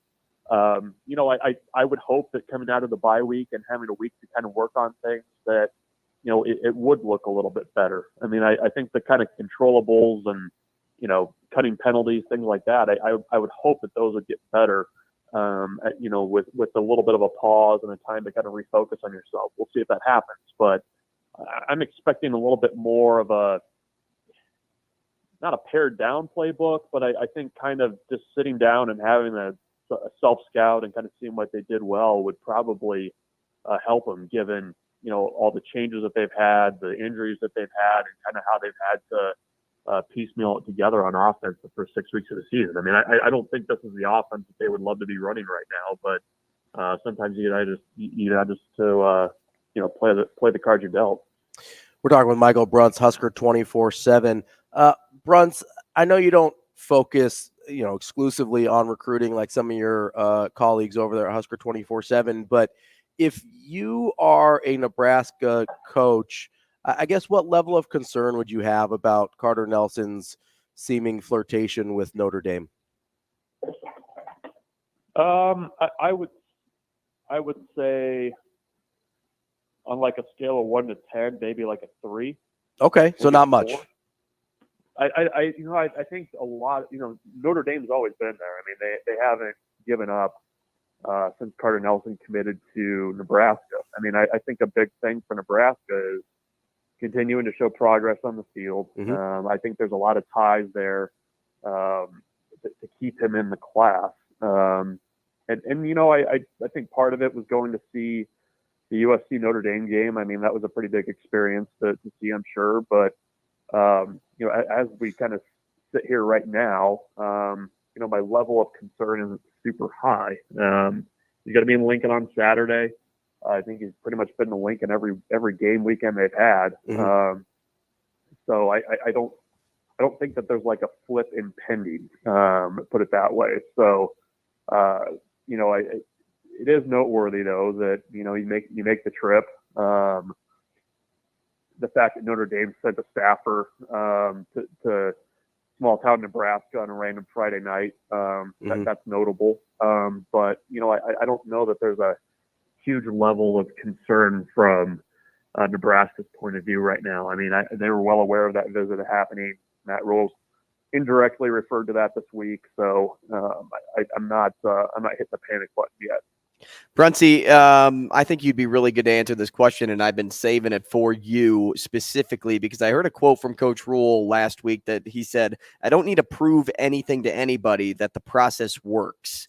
And the question that I have for you is this: do you think it's hard for fans to separate where they want the Huskers to be and overall just be patient with where the team actually is today?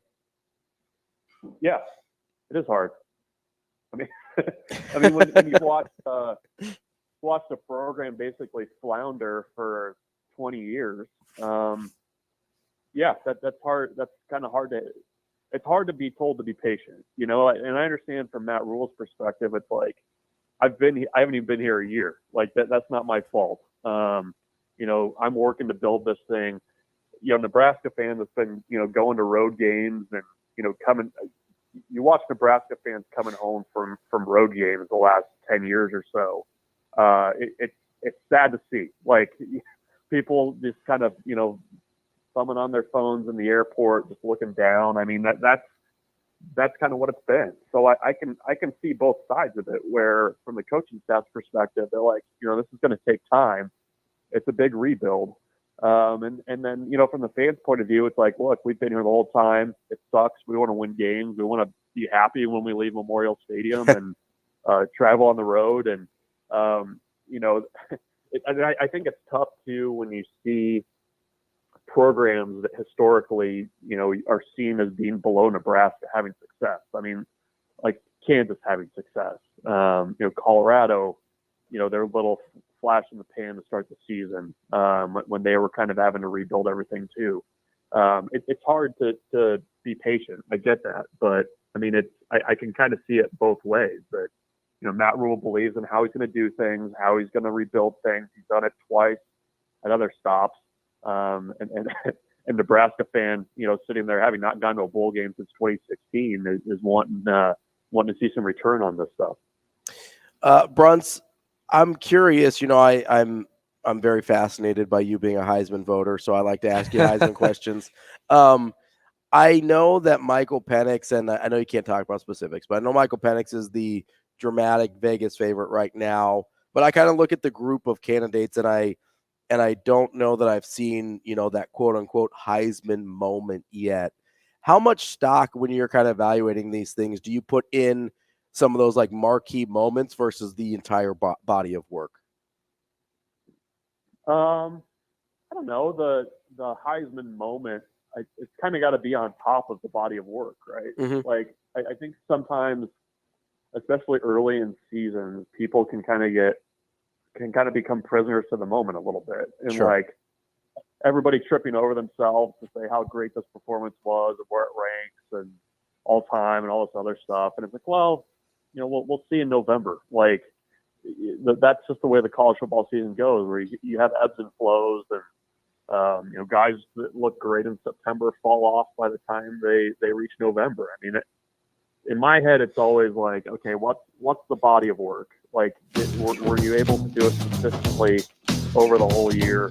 And that in my mind weighs a little bit more than just like, okay, I won a big game. So a Heisman moment more of like a tiebreaker if you got guys with similar bodies of work? Sure. Yeah, that's fair. All right, that's Michael Bruntz, Husker 24/7. Bruntz, I'm probably going to ask you a Heisman question every week. Like I said, I'm a little fascinated by it, but I appreciate you indulging me and talking to us every week. We'll talk to you again next Thursday. Thanks, Bruntz. See you guys. Yeah. That's Michael Bruntz of Husker 24/7. Coming up next, we've got more Hurrdat Sports Radio.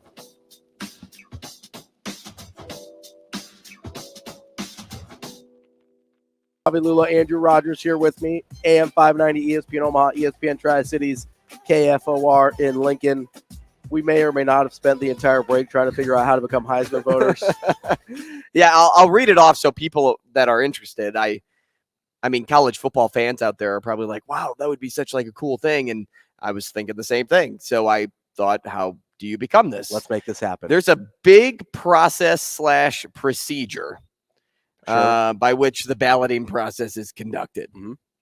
So specifically, 6 people are chosen as sectional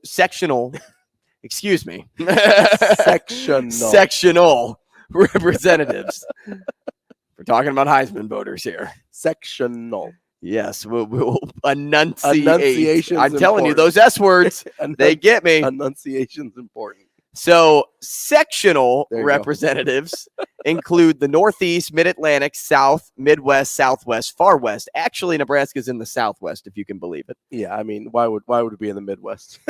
So there's 6 people. Those 6 people are responsible for appointing the state representatives. Okay. So now all 50 states are Have pulled in. representatives. Then those state representatives are given the responsibility of selecting the voters within their particular state. Yeah. The amount of votes that a particular state is allotted depends on the size of the state and the amount of media outlets within the state. So larger states such as California and Texas will have more votes than Vermont and Delaware. Sure. But Nebraska has probably more than their population would indicate because there's so many media outlets covering Husker football. Correct. So Bruntz is a Heisman voter. I don't know another one. Yeah, there's personally, there's a couple people we talk to. Severe's one. There's a couple people we talk to weekly though that are Heisman voters because it's in their profile. It might be BC. There's a couple of them that are Heisman voters, but I kind of want to be a Heisman voter. I kind of want to figure out how to. That would be cool. Happen. So if there was like something to be in a sport, being a Heisman voter would be close to the top of the list. Yeah, I would like. I would enjoy voting for the Heisman Trophy winner. I don't really know of like. I don't know what I can compare it to. Yeah. Because I'm thinking Major League Baseball, but technically the fans vote in like all stars. Yeah, I mean like MVP voting would be cool. Yeah, but Heisman would still overtake that. Now I will say because there are so many Heisman voters, because there are a lot of them, it is probably more exclusive to be an MVP voter for a league, whether it's NBA, NFL, whatever. But I think for my personal perspective, I think being a Heisman voter would be the top of my list because I'm just trying to find something that's comparable to it. Like what could be neck and neck? Yeah, I don't know that there is anything that's close really. I mean I've watched I don't really watch the ceremony anymore, but when I was a kid, I used to watch that thing every year. Like it was a big deal for me. I really loved the Heisman. So if I were to ever become a Heisman voter, that'd be a pretty big deal. Like a Heisman voter was like getting the blue check mark before absolutely. The check marks were like taken away from everybody. Before they're all bought now. Right. By getting that check mark, it was like, whoa. You're like, I made it. I made it, right? Same thing as like if you were a Heisman voter. Yeah. I think that's a very comparable example. The validation. Does the Heisman House commercials kind of bring it down a little bit? And the reason why I say that is because you get to see all the past ones in the commercials all the time, to where in the past, before those Heisman commercials, you would see all of those guys at the ceremony, out in New York. I mean, does it bring it down a little bit that it's, it's not just like that alone that they're banking it on, throughout the season? No, not really. I don't. I mean, I don't care about those commercials one way or the other. Like I don't know. They're kind of funny. The Tebow ones are funny. Yeah, I don't. They are. I don't. But it doesn't really change my perspective on it at all. It's just kind of a thing. I'd probably side more with that. It happens, and if I could still be a Heisman voter, I would. Yeah, I would 1,000,000%. And that's way cooler even than the blue check mark. Like, right? Because it's more exclusive. Way cooler. And especially now, but even back in the day, it's way more exclusive, way cooler. Like I am definitely one of those people that if I was a Heisman voter, it would be front and center in my Twitter profile. Like absolutely. Yeah, it's something you brag about. Oh, 100%. Yeah, it's kind of like me, like humble brag, but I brag about Miami. I would be like, I throw that in there. Absolutely. Without a doubt. Like, yeah, I'm not not hiding that. Right. Now, okay, question for you, because I also saw this during the break and I'm like, interesting. NFL. Okay. Which 5-1 team is most likely to win the Super Bowl? That's question number 1. I mean, you have the Chiefs, Lions, 49ers, Eagles, and Dolphins. My second question to that is, which Super Bowl would be the most exciting to watch? Ooh, okay. What, like matchup would be the most exciting to watch? So out of the 5-1 teams. Sure. So for me, I'm going to go Niners because I do think they're the best team in the league. Obviously, I'm biased. Not going to pretend like I'm not. But I genuinely think they're the best team in the league. If you're going to get some of your guys banged up like McCaffrey and Debo and Trent Williams, now's the time to do it so that you have enough time. Let's say I mean, and they might play on Monday. Like that's still out there. These don't appear to be long-term injuries, but you get maybe the little the bumps and bruises out of the way now. You're healthy by the time playoffs come around. Like I still think San Francisco is the best team in the league until they prove otherwise. That being said, I think the most fun matchup would be Miami and San Francisco. Ooh, I was going to say Miami, Detroit. That would be like a shootout, right? Like that would be so fun to watch. So, but here's why I go Miami. You say it's a shootout, though, but both defenses are unbelievable. Very solid, but I still think the offenses would kind of edge out. So I'm thinking one of those like 35-31s. Like you get key stops and key spots, but the offenses still kind of win the day. I'm not saying it's one of those 48-45 games, but like 35-31, 38-35, somewhere in there, and probably a couple really key stops that kind of end up deciding the game. For me, the reason I go Miami, San Francisco, obviously I'm going to choose San Francisco because Homer. But I also think it's really interesting the Kyle Shanahan versus Mike McDaniel angle of it, because obviously he was like his protege, came up under Kyle Shanahan, was his offensive coordinator before going to Miami. I'd be really interested to see who wins that chess match, because I think those are two of the three best offensive minds in the league right now. I think it's those two and Andy Reid, even though Kansas City's offense is struggling a little bit. I think Kansas City's the team for me that probably loses in the AFC Championship game. I think this is the year that the Chiefs don't make it to the Super Bowl, but they make it all the way, or the furthest you can before you make it there. Because their offensive firepower, the way they've gotten depleted in their receiving core, just isn't there. Hey, they added McCole Hardman yesterday. He's back, baby. That's going to change everything. Next, you're going to trade back for Juju Smith-Schuster. No, it's their offense. They're bringing Dwayne Bowe out of retirement. Oh my gosh! Remember, I was like every year, like this is the year. This is Dwayne Bowe. Dwayne Bowe's about to pop off, and it's like, nope, he's still Dwayne Bowe. Out of LSU, right? I think Dwayne Bowe. Yep. Gosh, he was the bane of many of my fantasy league existences. Dwayne Bowe's career stats. You ready for this? Did he ever top 1,000 yards? He did 3 times. Oh, okay, better than I expected. Yeah, dude. And do you remember the year he had like 15 touchdowns? No. Yeah, it was insane. Dwayne Bowe had like a really good season. I believe that was when Alex Smith was the quarterback. I have a soft spot in my heart for Alex Smith. Okay, 2010. Who was the quarterback for the Chiefs in 2010? That's not like. Yeah, he had 15 touchdowns. 2010. Who was the? That's not Matt Castle. Yeah, that's right. The Castle. Yeah, he threw 15 touchdowns to Dwayne Bowe. 15 for pre Mahomes. That's pretty good. Yeah, he had a. Let's see what his full stats were that year. 1,100 yards. It was 1,162. 15 touchdowns. How many receptions did he have in that? Only 72. I say only 72. No, 72 receptions, 1,100 yards, 50. I mean, that's legitimately a good year. It's an unbelievable year. That's when he made it to the Pro Bowl. I was a little harsh on Dwayne Bowe. I apologize. But after that, he kind of fell off.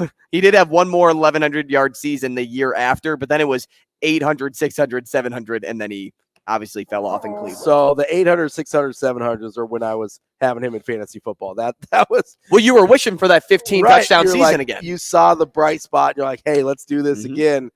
Sometimes guys just aren't that guy. They have a nice year. Everything clicks for them, and it never really happens again. But he always looked good in a Chiefs uniform. He did. He looked like he belonged. Like I don't know about that. He was an all buff. He was an all get off the bus team, right? Yeah, like, he was. You're like, man, do you ever look good in a Chiefs uniform? All right, hater over there. I didn't know the Lions and Chiefs were that big of rivals. No, more like the Raiders. I know. Giving him a hard time because he's a fan of It'd two be teams. like looking good in a Broncos uniforon.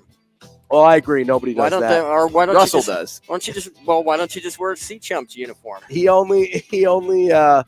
Russell only looks good in the uniform when he's doing exercises on the plane over to London. Coming up next, we're going to talk to Matt Baker of the Tampa Bay Times. Florida State and Duke this weekend, one of the bigger games in college football. That's coming up next as we wrap up the show on Hurrdat Sports Radio. Wrapping up the show here on a Thursday on Hurrdat Sports Radio. I'm Ravi, Lulla, Andrew Rogers here with me as well. That's me. And joining us on the Warhorse Sportsbook hotline is Matt Baker from the Tampa Bay Times. Covers Florida State football down there. Matt, how are you this morning? I'm good. Thanks for having me on. Yeah, absolutely. This probably comes as a surprise, but I'm a big Florida State nerd here in Omaha, Nebraska. So really excited to talk to you about one of the better games of the week. Obviously, Penn State, Ohio State gets a lot of the headlines, but kind of sneaky top 20 matchup between Florida State and Duke this week as well. As you kind of look at this Duke team, sometimes it's hard to, for me at least, it's hard to acknowledge, Duke might be the best team left on Florida State's schedule when you've got Miami and Florida out there, but I think Duke is probably the best of that pack. How do you view kind of this back half of Florida State's schedule as they try and put themselves in playoff position? Yeah, it's certainly not crazy to say that Duke is the toughest game left on the schedule, but I think in a lot of ways they are. I mean, we'll kind of fast forward to Miami and Florida for just a second. Obviously Miami's got a ton of talent. Tyler Van Dyke, when he's on, he is very on, and he's got some weapons there with Colby and Restrepo. Florida maybe started to find something the last couple of weeks with the wins over Vandy, and more importantly, the one against South Carolina. Maybe they're starting to turn the corner under Billy Napier. I'm not sure yet, but there's cases to be made with those. But when you look at Duke, what jumps to me is Duke is really good at preventing explosive plays. They're in the top 6 or so nationally in terms of that with their defense. And Florida State, what they've been best at under Mike Norvell, and what Mike did best at Memphis, was create explosive plays on offense, big runs, big catches, the punt returns and what have you. So that to me is what makes this an especially interesting matchup, where it's the good on good, where one of the things Duke does best versus the thing that Florida State does best. Matt, what are the issues that get brought up or are presented if Riley Leonard returns against FSU? Have preparation plans been more, we know what Duke is without Riley Leonard, or, hey, we're trying to balance, is he playing, is he not playing? What are the ins and outs of prepping for a guy like Riley Leonard and his chance at returning? Yeah, it's one of those dances they always have to do, and that most teams have to do it. We don't know if player X is going to be available, so plan, prepare for him, prepare without him, and go both ways. Riley's an NFL quarterback, though. Let's get that out of the way. And as well as I do, in this game, if talent discrepancies exist, but if you've got an NFL quarterback, you've got a chance. And certainly that's the way I view Duke. They're sound defensively. I'm not trying to take anything away from them, but if we're going to view Duke as an ACC contender and as a team that's going to have a chance of beating the Noles and Doak, having an NFL quarterback is going to help a lot. He's mobile, he can run pretty well, and he can obviously throw too. So if he's there, he's a difference maker. And to me, Duke has a chance. If he's not there, then it's going to be a lot harder for me to see the Blue Devils coming away with an upset here. We're talking with Matt Baker of the Tampa Bay Times. Matt, I know people were really high on Keon Coleman coming into the year, but how much has he exceeded the expectations, even that were reasonably lofty of him coming in? Because I knew he was good. I didn't know he was like this. Yeah, I didn't know that either. And the way he came out, first game against LSU with 3 touchdown catches. And then obviously he Florida State at Clemson with the overtime catch on the kind of jump ball to give FSU its first lead. And then what he did against Syracuse. This is the best way to describe Keon Coleman. There have been 2 players in Florida State's history that had 100 receiving yards and 100 punt return yards in the same game. Keon Coleman and Peter Warrick. And when that's your company at Florida State University, you're doing something right. And, he was fantastic the other night.